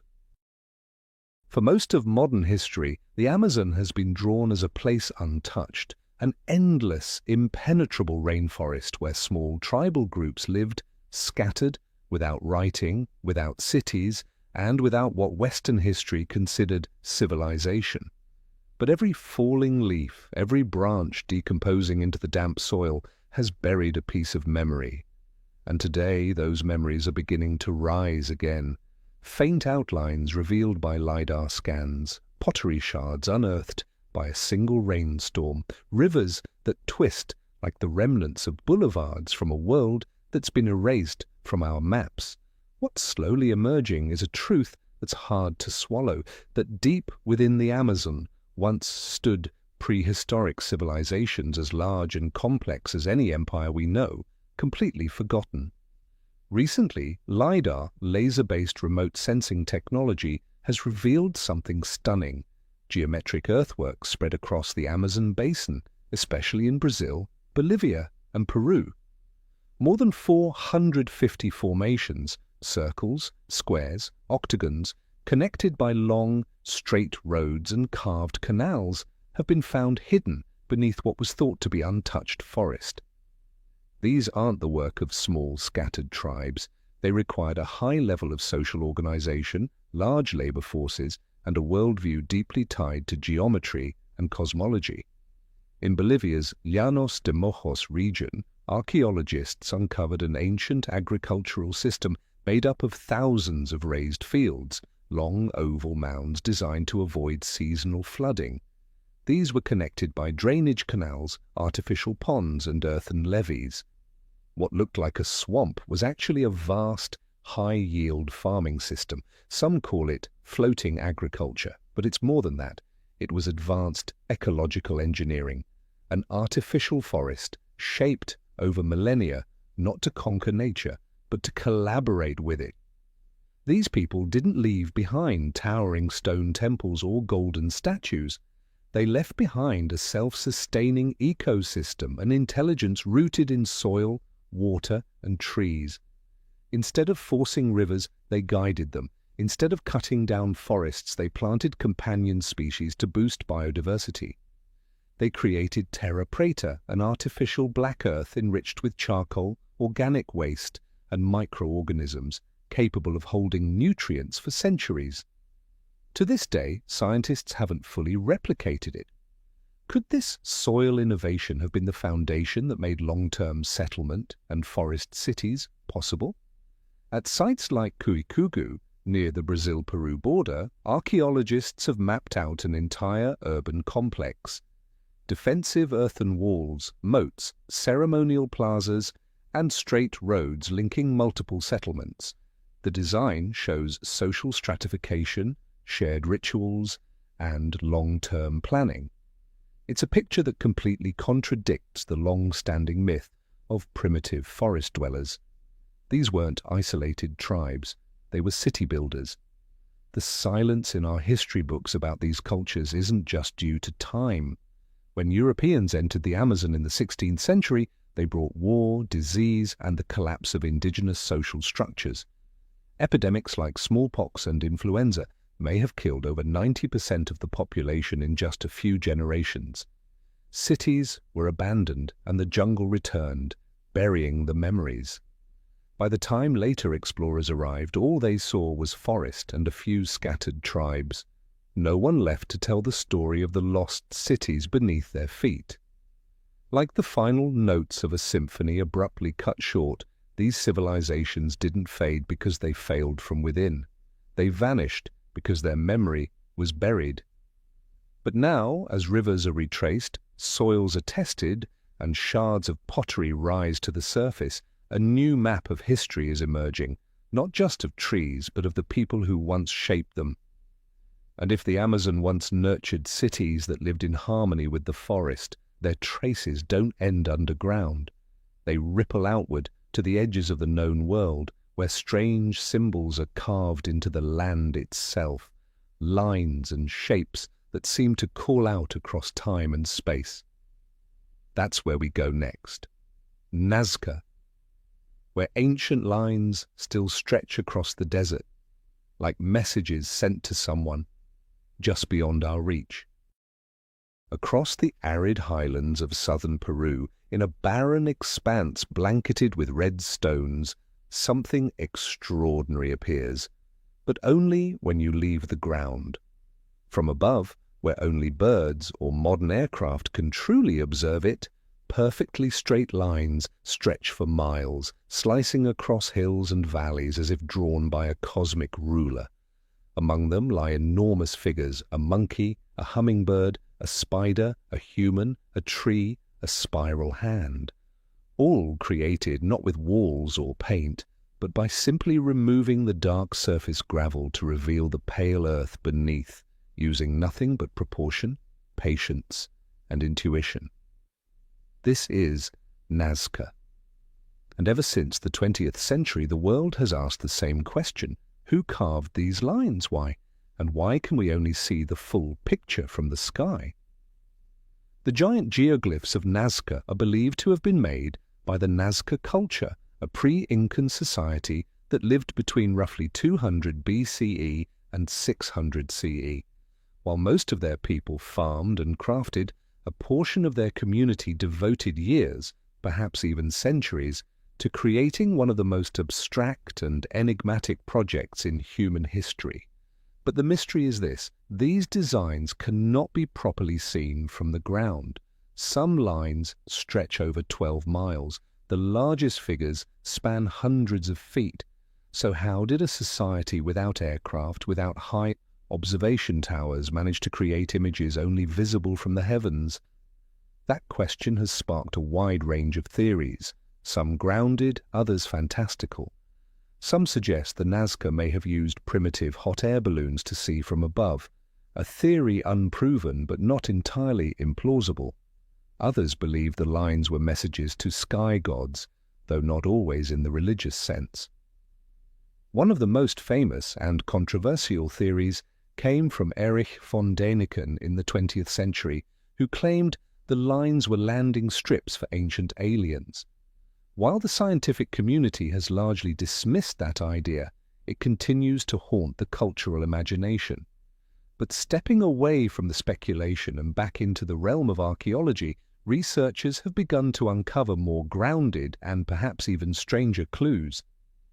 Some geoglyphs align with constellations, Others point directly to sunrise or sunset during solstices and equinoxes. Some seem to trace underground water sources or sit atop what were once sacred wells. It's possible that these lines and figures were never meant to be seen in the modern sense, but understood. A symbolic map where belief, astronomy, agriculture, and survival converged. The animal figures may have been ceremonial totems. The straight lines could have marked pilgrimage routes or ritual pathways for dry season ceremonies. In the harsh, arid environment of Nazca, rain was life, and rituals to summon it may have been at the very core of their religion. And here's the paradox. The harshness of the desert is exactly what preserved them. The region is so dry, so windswept, and so devoid of erosion that the lines remain intact, untouched by time. No paint fades, no structure collapses. Nature itself has protected this open-air manuscript, page after page, never turned. When you stand among them, there's no clear boundary between faith, art, and science. And perhaps that's what makes Nazca so haunting. We're facing a way of thinking that no longer exists, a mindset that didn't divide the world into categories. It didn't need explanations, it needed connection. Whether these lines were star maps, agricultural calendars, sacred roads, or messages to another world, Nazca remains a mirror, one that reflects back the limits of modern understanding, because sometimes a straight line in the desert doesn't need to mean anything. It just needs to exist, to remind us that once, long ago, humans knew how to speak to the sky without saying a word. And now, from these mysterious symbols etched into the earth, we turn west, toward the towering cliffs that cradle one of the Inca civilization's highest cities, Machu Picchu. A place not only of breathtaking architecture, but of unanswered questions about intellect, engineering, and spirit, possibly passed down from cultures long before the Inca ever made their name. High in the soaring peaks of the Andes, where white clouds drift across sheer cliffs and jagged ridges, the stone walls of the Inca still stand, silent, unshaken, and defiant. No mortar, no steel, no modern machinery, just massive stones cut and fit together with such precision that not even a razor blade can slip between them. The Inca Empire, centered in Cusco, the navel of the world, left behind architecture that modern engineers still marvel at. But what's even more astonishing than their technique is the worldview behind it, one where people, architecture, and nature were never separate, a world where stone seemed to breathe with the earth. The Inca called their empire Tawantinsuyu, the land of four quarters, stretching from modern-day Colombia all the way down to Chile, carved along the unforgiving terrain of the Andes. And on those steep slopes, they built an astonishing network of over 25,000 miles of roads connecting mountains, forests, deserts, and high plains. They built rope bridges from woven grass that still stand today. Without the wheel, they moved stones weighing dozens of tons. Without a written language, they recorded numbers and history using quipu, knotted strings carrying information. But above all, they were masters of stone, architects who seemed to understand mass, gravity, and resilience on an intuitive level. At Sacsayhuaman, above the city of Cusco, massive stones, some weighing over 120 tons, are fit together in a perfect jigsaw. The walls curve like waves, absorbing the shock of earthquakes, something modern buildings rely on advanced engineering to achieve. There's no mortar, no fasteners, just shapes, complex, multi-angled, tightly interlocked stones that seem molded rather than carved. Yet there are no metal tools, no cranes. How did the Inca do it? Some theories suggest they used softer stones and sand to grind the harder ones. Others speculate they may have harnessed natural resonance or understood how to manipulate terrain for mechanical advantage. But the truth remains elusive. What we do know is this: the Inca weren't simply builders. They understood stone the way a musician understands notes, where to press, where to pause, and how to let the silence speak. What's more remarkable is how they never forced their structures onto nature. They adapted. At Ollantaytambo, agricultural terraces were carved into mountain slopes, using wind and sunlight to create sustainable microclimates. At Tipon, a hydraulic masterpiece of stone canals and terraces keeps water flowing with precision to this day. Every element was balanced, not destruction, but harmony. And then there's Machu Picchu, built at 2,430 meters above sea level, like a city suspended in the clouds. Every stone seems to belong exactly where it is. Every wall is aligned to catch the solstice light. Every window opens toward a sacred sunrise. Water flows through temple channels like an unspoken prayer. No one knows why Machu Picchu was abandoned, but as you walk among its time-worn terraces, you can't help but feel it. The Inca tapped into a level of knowledge we've only begun to rediscover. No one knows for certain where their building knowledge came from, but it's clear the Inca inherited something ancient, a memory not written in books but carved in stone. The walls at Cusco and Ollantaytambo aren't just remnants of a great civilization. They are whispers, trying to tell a story we've yet to fully hear. And if these stones are speaking, then perhaps their message points to somewhere even more sacred. Lake Titicaca. Here, at dizzying altitudes in the Andes, where nature and mythology merge into one, the mysteries only deepen. From tales of the god Viracocha to the ruins submerged beneath silent waters, everything seems to whisper that beneath the surface of serenity lies the sediment of a forgotten civilization, one that once shaped stone as if speaking with the cosmos, and then vanished, leaving behind questions modern history has yet to answer. And perhaps in this birthplace of ancient myth, we may find clues to what stone has kept hidden for thousands of years. In the year 2000, a joint team of Bolivian and Cuban researchers launched the first large-scale underwater archaeological expedition at Lake Titicaca. What they discovered shocked the academic world. Beneath 20 meters of water lay stone walls, foundations, paved roads, staircases, ceremonial courtyards, stone columns, an entire architectural complex too precise, too deliberate to be natural. Artifacts of gold, ceramics, and carved stone were recovered, many bearing hallmarks of the Tiwanaku culture, a powerful civilization that flourished near the lake long before the Inca rose to power. Preliminary analysis suggests the submerged site could be 1,000 to 1,500 years old, matching Tiwanaku's golden age. This raises a pressing question. Was this the remains of a once dry city, later engulfed by rising water levels? Or was it a ceremonial center intentionally built at the edge of the lake to commune with the divine? And if it was once a living city, what caused it to disappear? An earthquake, geological shift, or a climatic change we've yet to document? Lake Titicaca is not just a body of water.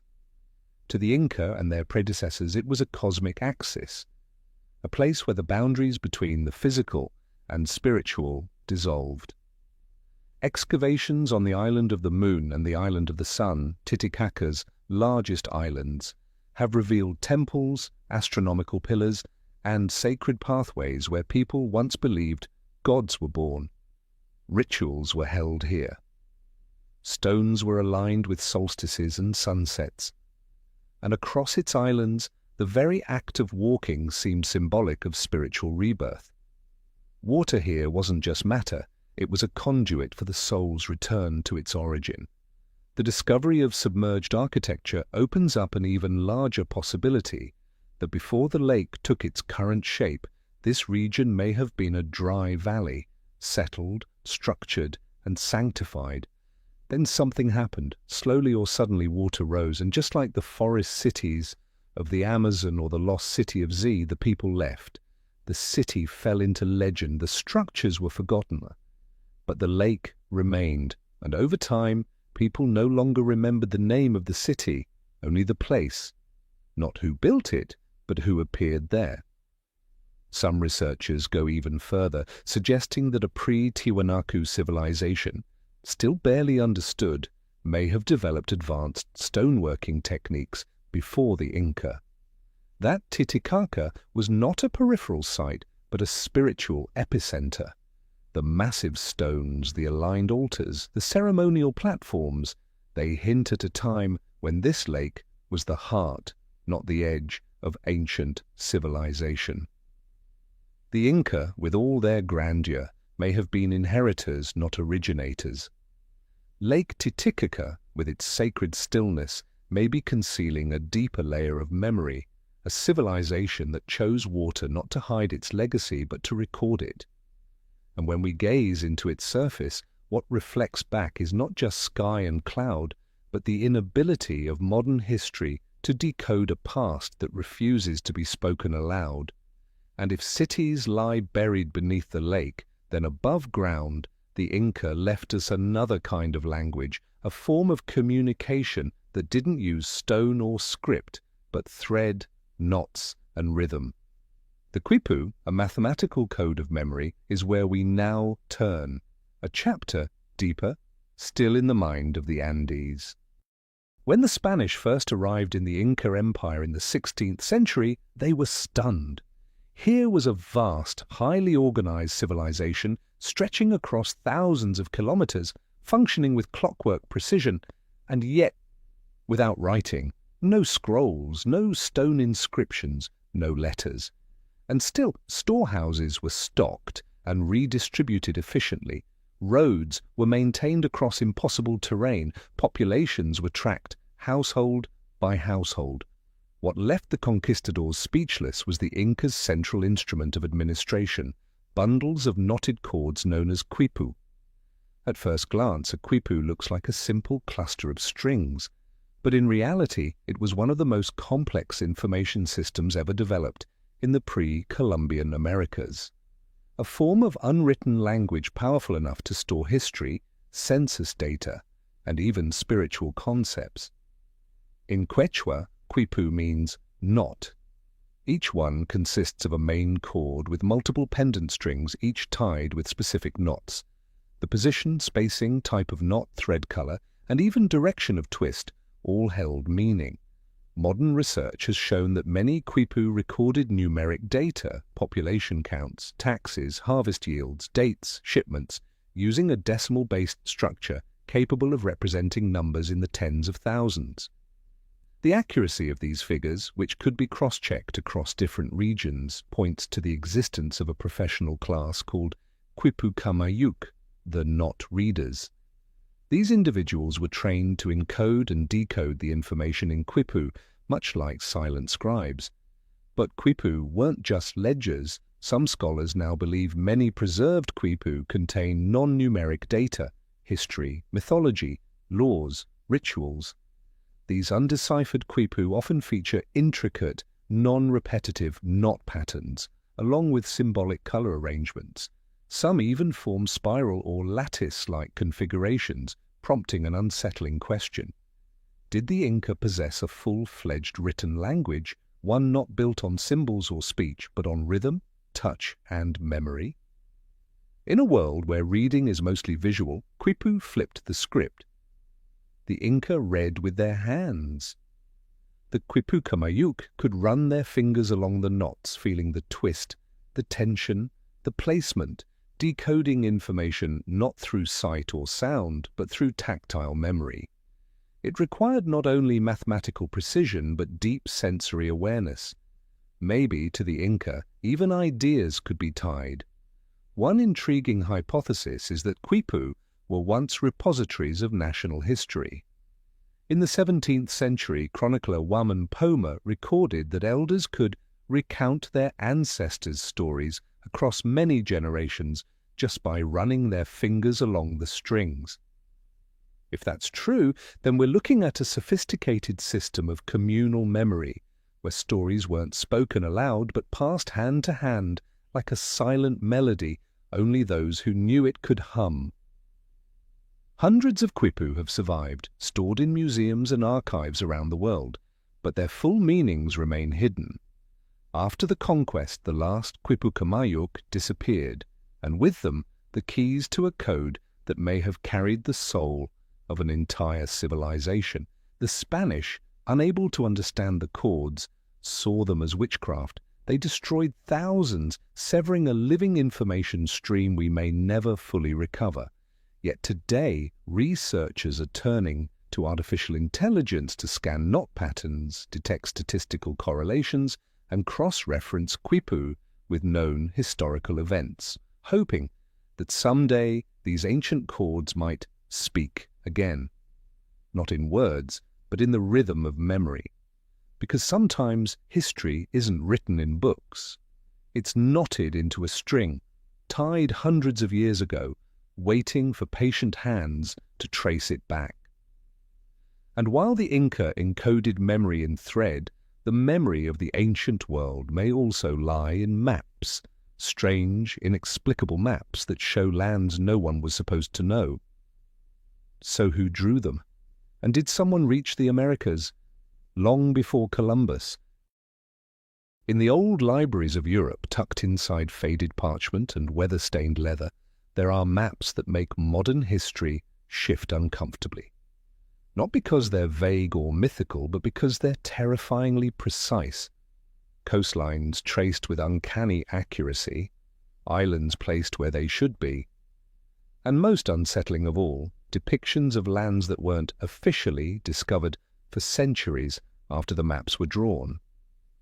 How could a map from the 15th century or earlier so accurately portray the Americas, Antarctica, or the Pacific coast long before Western explorers ever reached those places? At some point, the question becomes not who drew the maps, but who got there before we thought anyone could. Among the most famous is the Piri Reis map, created in 1513 by the Ottoman admiral of the same name. It includes detailed depictions of Europe, North Africa, and most notably, a startlingly accurate outline of the eastern coast of South America. But the real mystery lies farther south, a segment many believe represents the northern shore of Antarctica, not covered in ice, but showing the bare landmass underneath. How could someone in the early 1500s have known the shape of a continent buried beneath miles of glacial ice? Piri Reis himself wrote in the map's annotations that he did not create it from scratch. He compiled it from about 20 older maps, some dating back to the time of Alexander the Great. Those original documents are lost, but the existence of the Piri Reis map alone fuels a compelling idea that a global maritime knowledge system may have existed long before Columbus and long before the medieval world ever admitted such a thing was possible. Other maps add to the mystery: the Oronsa Fine map from 1531, the Zeno map from 1380, and the controversial Vinland map, which depicts parts of North America and Greenland before Columbus ever set sail, all point to a shadow world of cartographic knowledge. One where the mapmakers may have relied not just on official expeditions, but on sources now lost: Phoenician traders, Chinese navigators, or civilizations we have yet to name. In Asia, the Korean Kangnido map from 1402 depicts Africa with stunning detail, centuries before Europeans had mapped it accurately. In China, records from the Ming dynasty describe Admiral Zheng He's voyages far beyond Asia, reaching Africa, the Middle East, and perhaps, according to some theories, even the Americas. Some scholars argue that Chinese sailors may have recorded geographic knowledge far more extensive than the history books let on, but wars, politics, or imperial collapse may have buried their maps forever. Even the Inca and Maya had symbolic images in their codices, drawings of boats, winds, and possible migrations from the east. These aren't yet conclusive, but they hint at a larger memory, an ancient awareness of oceanic movement that modern interpretation has failed to recognize. The idea that indigenous peoples of the Americas remembered, in myth or symbol, the arrival of outsiders before Columbus is not as far-fetched as once believed. All of this raises a question we rarely ask. Was 1492 truly the first discovery of the Americas?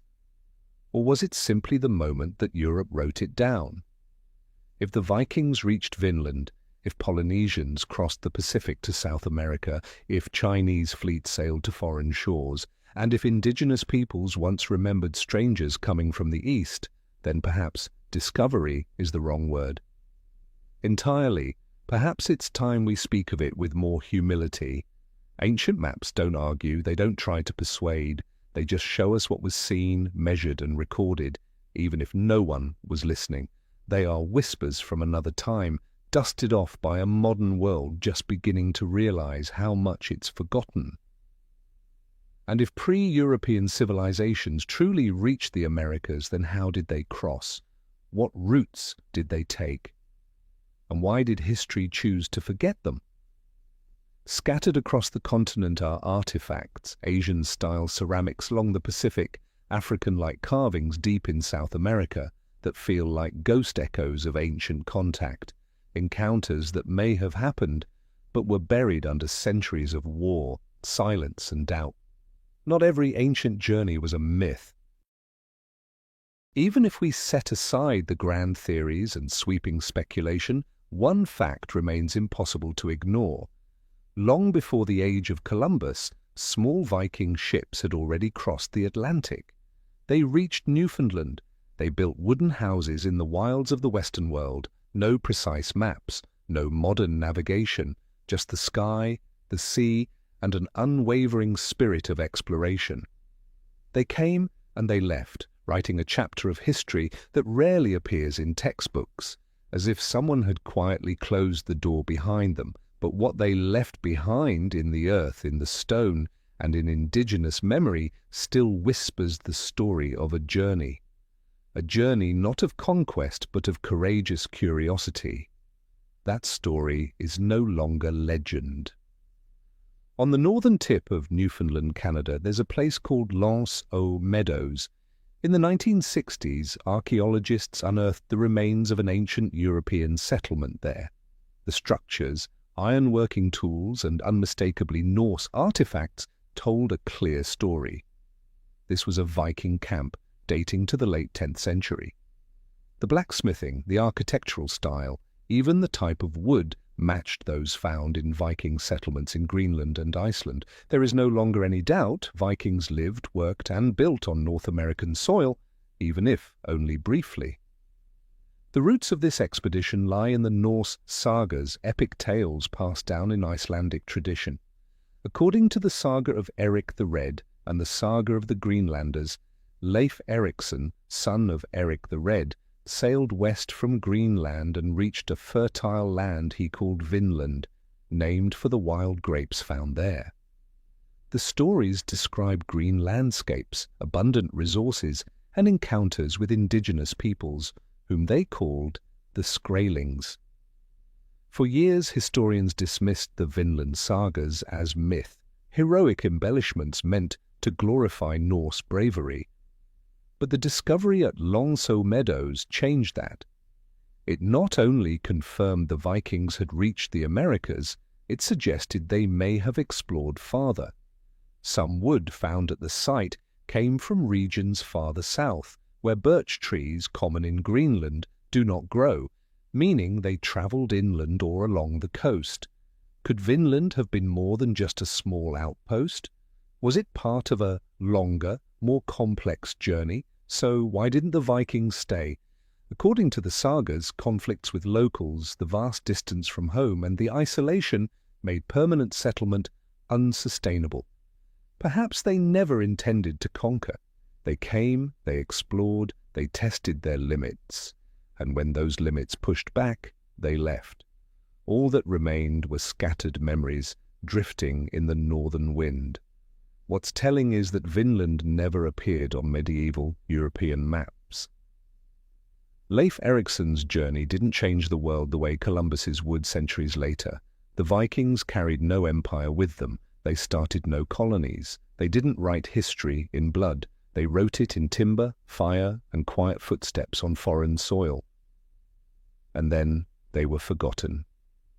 But today, as we recover rusted nails, carved wooden pins, and fragments of ancient epics, a quiet truth begins to emerge.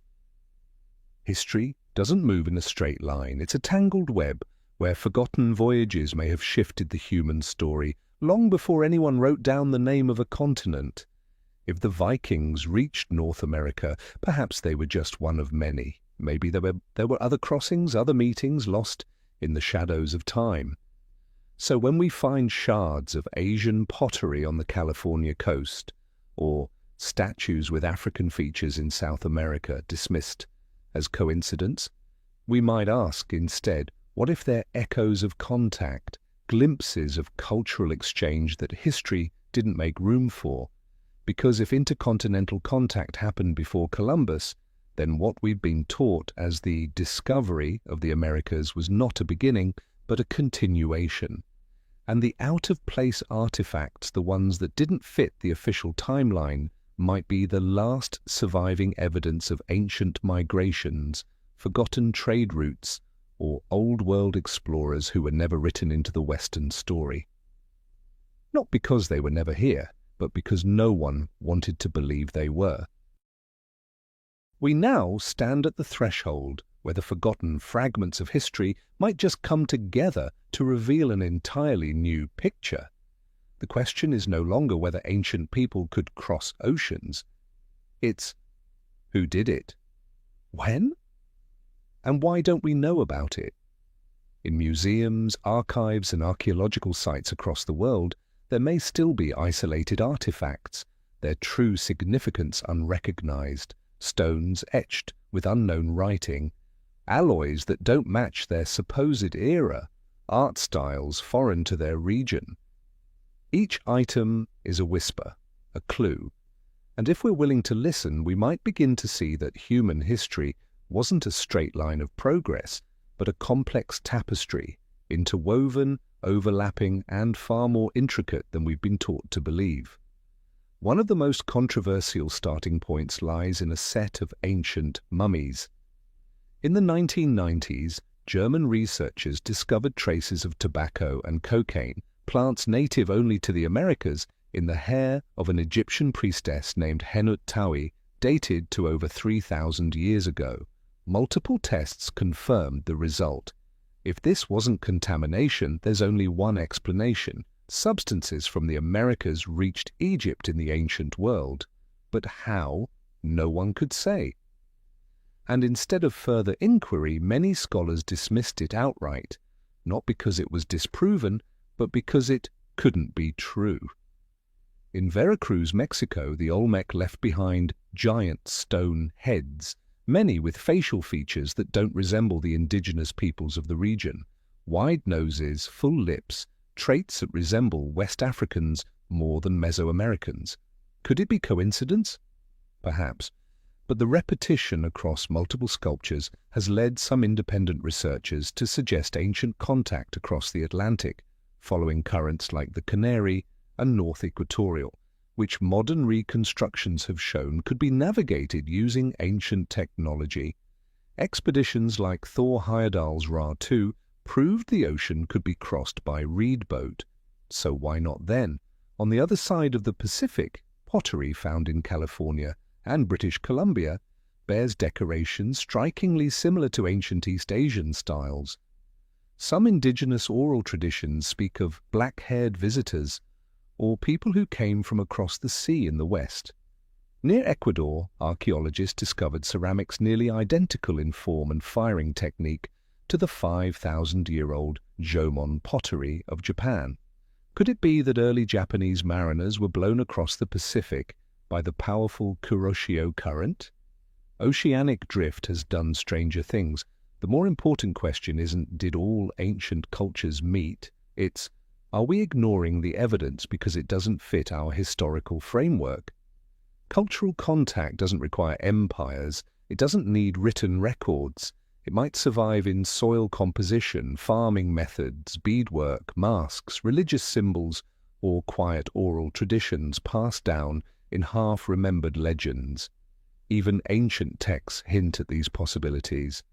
Indian epics and Tang dynasty Chinese records contain vague but curious descriptions of lands across the ocean, populated by reddish-skinned people who grew maize. These stories have long been dismissed as metaphor. But in light of the many overlooked discoveries, perhaps it's time we read them with less skepticism and more curiosity. Of course, much of this remains unconfirmed. The puzzle is incomplete. But if we stop rejecting what doesn't fit and instead allow space for what might be, then a new picture starts to emerge, a picture of a global ancient world, open, connected, exploratory, where oceans weren't walls, they were bridges. And if that's true, then even the most controversial theory, the idea that prehistoric Europeans might have reached the Americas during the Ice Age, isn't as outlandish as it sounds. The Solutrean hypothesis, fiercely debated and often dismissed, deserves a closer look. Could Stone Age hunters from Europe have crossed the ice and reached the New World more than 20,000 years ago? That's where we go next. The Solutrean hypothesis takes its name from the Solutrean culture of Western Europe, which existed roughly 22,000 to 17,000 years ago in what is now France and Spain. The Solutreans are known for their remarkably refined stone tools, especially long, thin, symmetrical blades crafted with a technique that shows an astonishing level of precision and planning. These tools bear an uncanny resemblance to those of the Clovis culture in North America, long thought to represent the continent's first human presence around 13,000 years ago.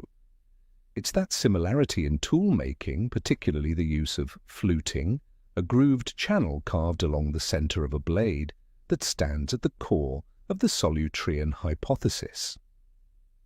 Proponents argue that during the last glacial maximum, humans could have followed ice flows along the edge of the Atlantic, migrating from the coasts of Ice Age Europe to what is now eastern Canada. They may have hunted seals, fish, and seabirds along the frozen frontier, traveling in wooden boats or hide-covered rafts. With sea levels much lower than today, the crossing would have been several hundred kilometers shorter.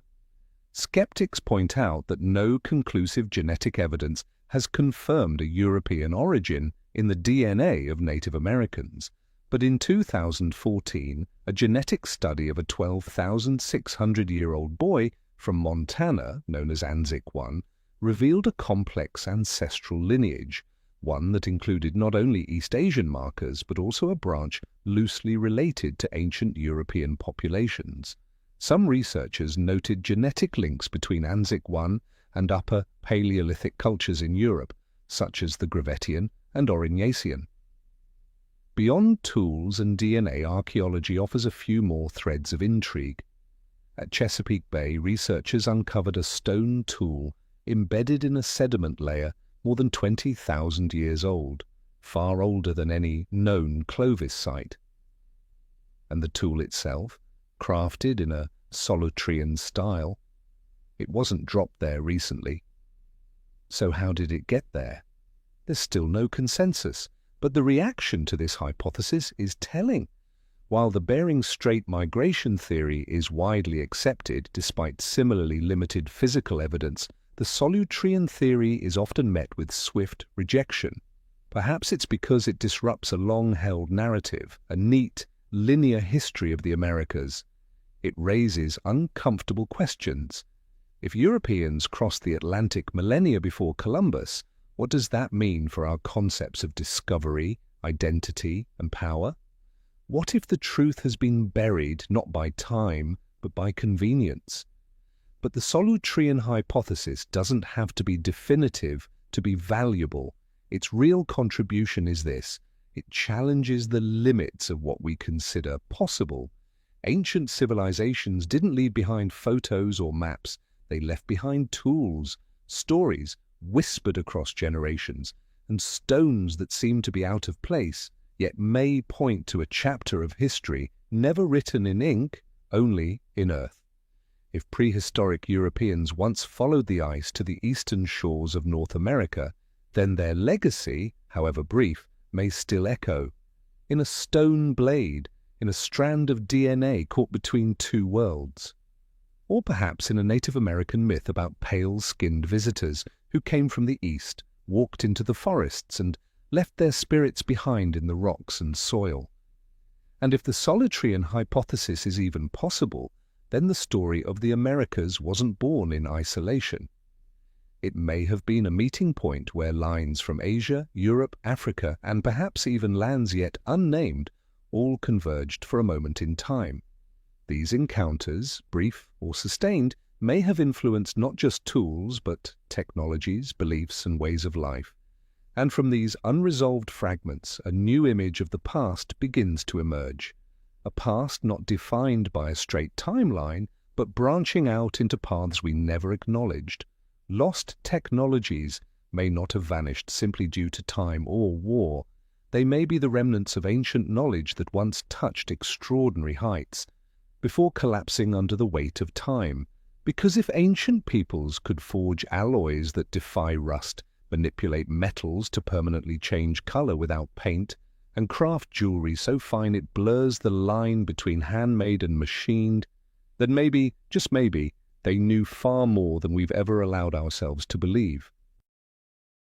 High in the clouds, among ancient tombs, buried temples, and stone settlements clinging to the Andean slopes, archaeologists have uncovered metal artifacts whose methods of manufacture remain, even today, largely unexplained. No written records, no surviving foundries, only the objects themselves remain, silent messages from a culture that didn't need writing because their craftsmanship was the language, a language of metal, of shimmering light, and of precision bordering on the metaphysical. If this is true, then the ancient world may have been connected not just through trade or warfare, but through knowledge, a hidden current of wisdom that flowed across oceans, outpacing geography and time. A network that carried technologies we still struggle to replicate, much less explain. In Peru, Bolivia, and Ecuador, metal artifacts crafted from bronze, arsenic alloys, gold, and silver have been unearthed from cultures that predated the Inca, the Moche, Chimu, Nazca, and especially Tiwanaku. These ancient metallurgists weren't just melting and pouring metal. They mastered techniques for soldering, lamination, alloy layering, and even surface treatments that changed the color and function of metal used in rituals, adornment, and symbolic architecture. The precision of their alloy ratios, the uniform thinness of metal sheets, and the strength of their gilding suggests they controlled heat and chemical reactions at a level that modern science still can't fully reconstruct, despite lacking sealed kilns or thermal gauges. One of their most sophisticated methods was tumbaga, an alloy of gold and copper treated with organic acids, possibly from fermented juice or plant sap, to dissolve surface copper and leave behind a golden finish. The result? Objects that appeared to be pure gold but were in fact plated, essentially an ancient form of electroplating. Did the Moche or Chimu understand redox reactions and surface chemistry? They left no formulas, but the objects themselves are the only proof we need. They knew what they were doing. Perhaps most baffling are the sound instruments, metal trumpets, resonant tubes, and golden masks designed with precise acoustic properties. Some copper tubes found near Nazca and Lake Titicaca are shaped like modern brass instruments, seamless with internal diameters that vary in accordance with acoustic principles.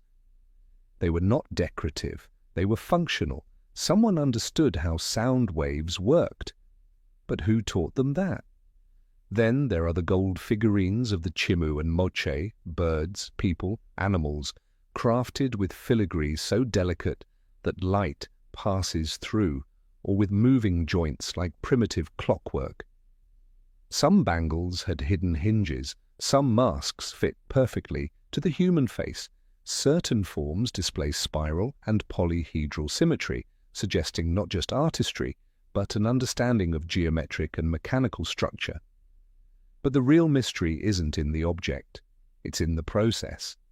The Inca had no bellows, no foot-pumped furnaces, no metal rollers like Mesopotamia or China. So how did they reach the necessary heat to melt arsenic-bronze alloys upwards of 900 degrees Celsius? One theory posits that they harnessed natural wind tunnels, building their furnaces in mountain passes where constant strong winds stoked the flames. At high-altitude sites in the Andes, shards of ceramic have been found scorched at over 1,000 degrees Celsius, proof that they didn't fight nature, they engineered with it. Climate, terrain, and air became allies, not limitations. In La Libertad, Peru, archaeologists found metal foils beaten so thin they were nearly transparent, used to cover stone temple walls. When sunlight hit, it reflected in waves, making the entire surface appear to glow, a visual effect eerily similar to modern symbolic lighting in sacred architecture.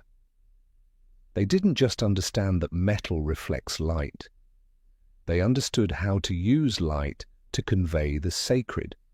So the question isn't just, how did they do this, Bodo, but why don't we know they ever did?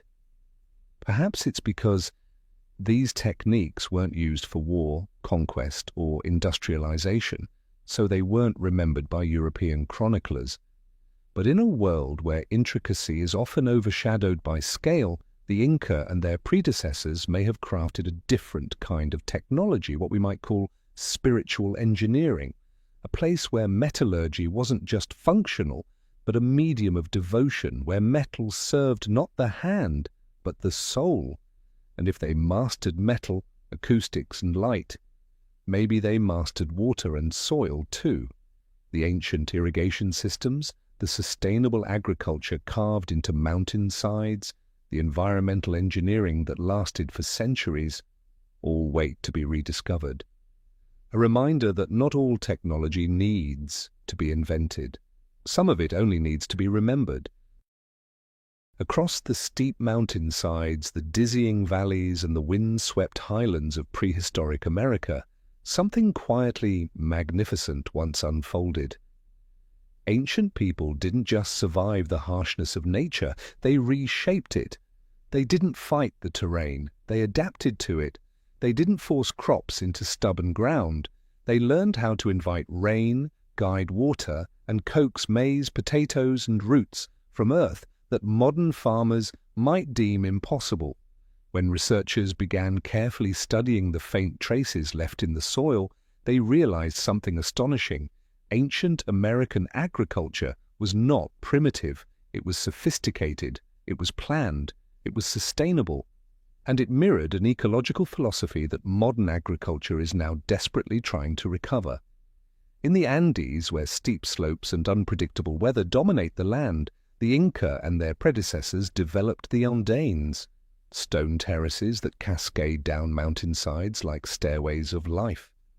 These terraces didn't just prevent erosion, they created microclimates. Upper levels were warm and dry, perfect for drought-resistant crops.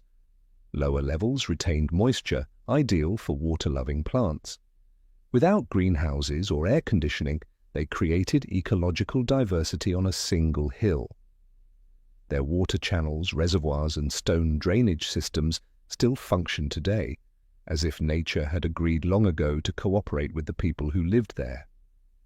Near Cusco lies one of the most unique agricultural monuments on Earth, Moray, a giant circular depression carved into the landscape with tiered rings descending like a spiral funnel. The temperature difference from top to bottom can exceed 5 degrees Celsius, enough to simulate entirely different growing zones. Scientists now believe Moray was an ecological laboratory, where the Inca tested crops and studied growing conditions before deploying them across the empire. Could it be that ancient people understood hybridization, propagation, and yield optimization, not through theory, but through centuries of observation? If so, then this wasn't slash and burn subsistence farming, this was agricultural science.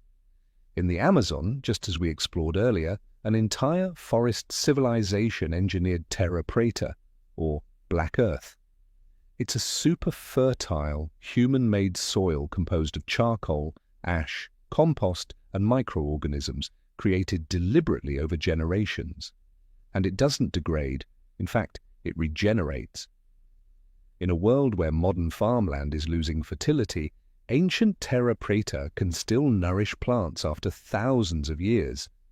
In the lake basins of Mexico, the Aztecs created the chinampas, floating gardens formed from woven branches, layered with rich mud, and anchored into shallow lake beds. These islands not only saved space, they were hyper-productive, fed constantly from the water below. The canals between them formed a lush, agricultural Venice. At its peak, Tenochtitlan could feed hundreds of thousands of people from this system, something even modern cities struggled to achieve without heavy machinery and chemicals. What's most striking is the unity between agriculture and belief. Irrigation wasn't just about feeding crops, it mirrored cosmology. At Tipon in Peru, sacred water channels split into 3 streams, one symbolizing the heavens, one the earth, one the underworld, uniting the cosmos in a literal and symbolic flow. Water wasn't just a resource, it was a soul. And it wasn't controlled, it was guided, gently, respectfully. Today, as we face ecological collapse, depleted soil and dwindling water, these ancient systems feel less like relics and more like revelations. Not to be copied exactly, but to be learned from. They teach long-term thinking. They show how biology, geography, and spirituality can work together. These people didn't farm for a season. They farmed in harmony with the land for generations, and if they could do that, if they could coax fertility from rock and resilience from rain, then who's to say they couldn't build cities that still defy our understanding, cities we've yet to rediscover, cities that may lie beneath the ocean, buried not by myth, but by time. So the question arises, did they build them? Are there sunken cities beneath waves, silt, and silence, waiting to tell us what the mountains already have? When we think of ancient cities, we often imagine temples on mountaintops, pyramids in jungles, or crumbling stone ruins exposed under the desert sun. But there is another kind of city, dreamlike, floating beneath crystal-clear waters, hidden beneath lakes, buried deep inside cave systems, or offshore in the turquoise seas of the Caribbean. These are the sunken cities of the Maya, not myths like Atlantis, but real, verifiable archaeology, now emerging through modern technology and the patience of a new generation of explorers. And they ask a chilling, electrifying question. Did the Maya live, build, and worship within the water itself? Or was water the sacred memory to which they entrusted a part of their civilization? The Yucatan Peninsula is home to the largest known network of underground caves on Earth, where natural sinkholes called cenotes are not just sources of water, but portals to the divine. As archaeologists began diving into the deepest cenotes and following their submerged channels, they didn't just find bones and offerings. They found architecture, stone walls, stairways, columns, and even submerged temples lost in the shadows of water. In the Sac Actun system, one of the longest flooded cave networks in the world, Mexican and international researchers discovered stone altars, ceremonial items, miniature deity statues, and scorched surfaces that show signs of ritual fire. In a place where sunlight never reaches, the Maya lit flames, held sacred rites, and left pieces of their culture behind in the darkness of rock and water. This was not accidental. It may have been intentional descent into the underworld, Xibalba, a realm of trials and transformation, where the soul was reborn through sacred passage. One of the most striking discoveries came at Cenote Holtun near Chichen Itza. Geophysical radar detected a large hollow space directly beneath the El Castillo pyramid. Later surveys revealed a vast water-filled cave system, long hidden but possibly known to the ancients. This has led to a compelling theory that El Castillo was not just placed at random but built directly atop a sacred axis where sky, earth, and water met. A pyramid on a cenote is not architecture, it's cosmology in stone. In Quintana Roo, ancient tombs with human remains were found underwater in Hoyo Negro, a vast cave chamber. Some of the skeletons date back over 12,000 years to the pre-Maya era. This suggests that many of these cave systems were once dry land, used for living, hiding, or worship over millennia. As the Ice Age ended and sea levels rose, those sanctuaries flooded. Cities, shrines, stairways, all swallowed into a submerged cultural memory. But the Maya did not fear water. They lived with it. They integrated it into ritual, architecture, and religion. Stone walls were built intentionally submerged to create shimmering effects. Some tunnels beneath pyramids lead directly to hidden lakes. Great cities like Calakmul and Tikal featured massive artificial reservoirs, not just to store water, but arranged as sacred mirrors reflecting the stars and the Maya cosmos itself. So why were these underwater cities forgotten? It could have been climate change, geological upheaval, or perhaps, as Maya mythology suggests, sacred places are reclaimed by water once their divine purpose is fulfilled, so that the boundary between worlds remains pure. And so, beneath each quiet cenote, beneath every still pool of ancient water, there may lie a silent library that has never been read. Each sunken column, algae-covered step, or shattered ceremonial pot may be a letter in a Maya chronicle, dissolving beneath the weight of time. But if we're patient, if we learn to listen, and if we can accept that history might be written not in stone, but in water, then these cities may still have something to say. Yet the mystery of submerged ruins doesn't belong to the Maya alone. Off the coasts of the Caribbean, beneath waves and far from any settlement, lie stone formations that seem architectural, too precise, too aligned, too deliberate to be natural.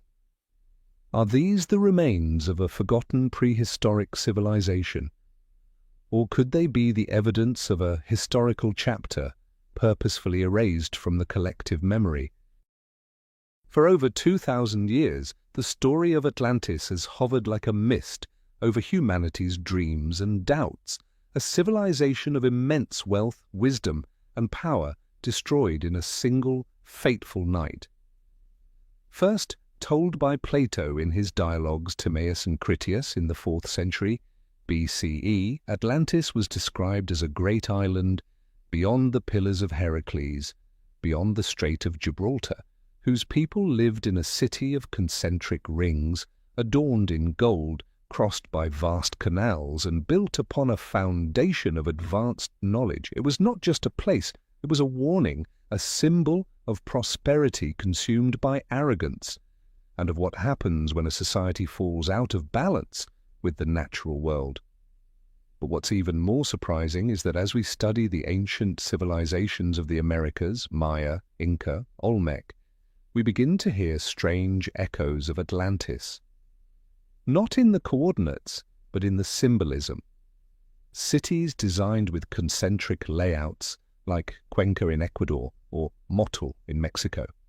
Elaborate canal systems and spiraling waterworks in Corral and the Amazon. Megalithic walls with seamless joins at Sacsayhuaman and Pumapunku. It's as if the shadow of Atlantis, real or imagined, drifted through these pre-Columbian cultures like a fragmented ancestral memory. A controversial but deeply compelling theory suggests that Atlantis wasn't beneath the Mediterranean at all, but was in fact the pre-Columbian Americas, a vast land across the Atlantic that the Egyptians, Phoenicians, or an even earlier civilization may have once known.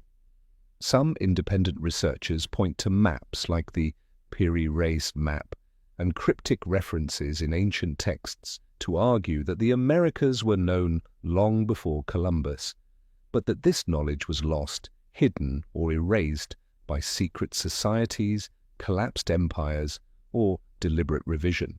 Plato's own description speaks of Atlantis as larger than Libya and Asia combined, a size that fits no island but does fit a continent. He wrote that from Atlantis you could travel to other islands and from them to a whole continent on the opposite shore. Some now wonder if this wasn't metaphor, but a literal reference to the Western Hemisphere, seen through ancient eyes and long-forgotten voyages. In 2001, this theory gained new intrigue when a joint Canadian-Cuban team used sonar to scan the sea floor off the coast of Cuba. At a depth of over 600 meters, they detected geometric structures, straight lines, right angles, rectangular forms that resembled sunken pyramids or city grids. No excavation has confirmed their nature, but the images sparked renewed speculation. Could an ancient city have sunk here due to a sudden geological shift, an earthquake, a landslide, or post-glacial sea rise? If a civilization once stood there between Yucatan and Cuba, then the real question isn't was it Atlantis, but why were we never taught it was possible? Maybe Atlantis isn't a place, but a memory, a collective echo of ancient cities lost, not just to disaster, but to silence. Atlantis might be Corral, older than Egypt. It might be El Mirador, an empire devoured by jungle. It might be the Amazonian civilization, erased by disease and time. Or perhaps it's the greatest metaphor history has ever given us, for everything we've allowed to sink below the surface, now flickering back to life as science begins to shine its light into the deep. And even if Atlantis is only a symbol, that doesn't make it less real, because buried in human memory is the longing for a lost ideal, a perfect city swallowed by time, and the endless need to find it again. If the sea still holds unnamed structures, then the last chapter of this mystery may lie beneath our very feet, in the Caribbean, where modern archaeology is only just beginning to touch the ruins that were never written into our textbooks. Not only in Cuba. Off the coast of the Bahamas, especially near Bimini Island, there's a formation known as the Bimini Road, first documented in 1968. It's a long half-kilometer stretch of rectangular stones laid out like an ancient causeway.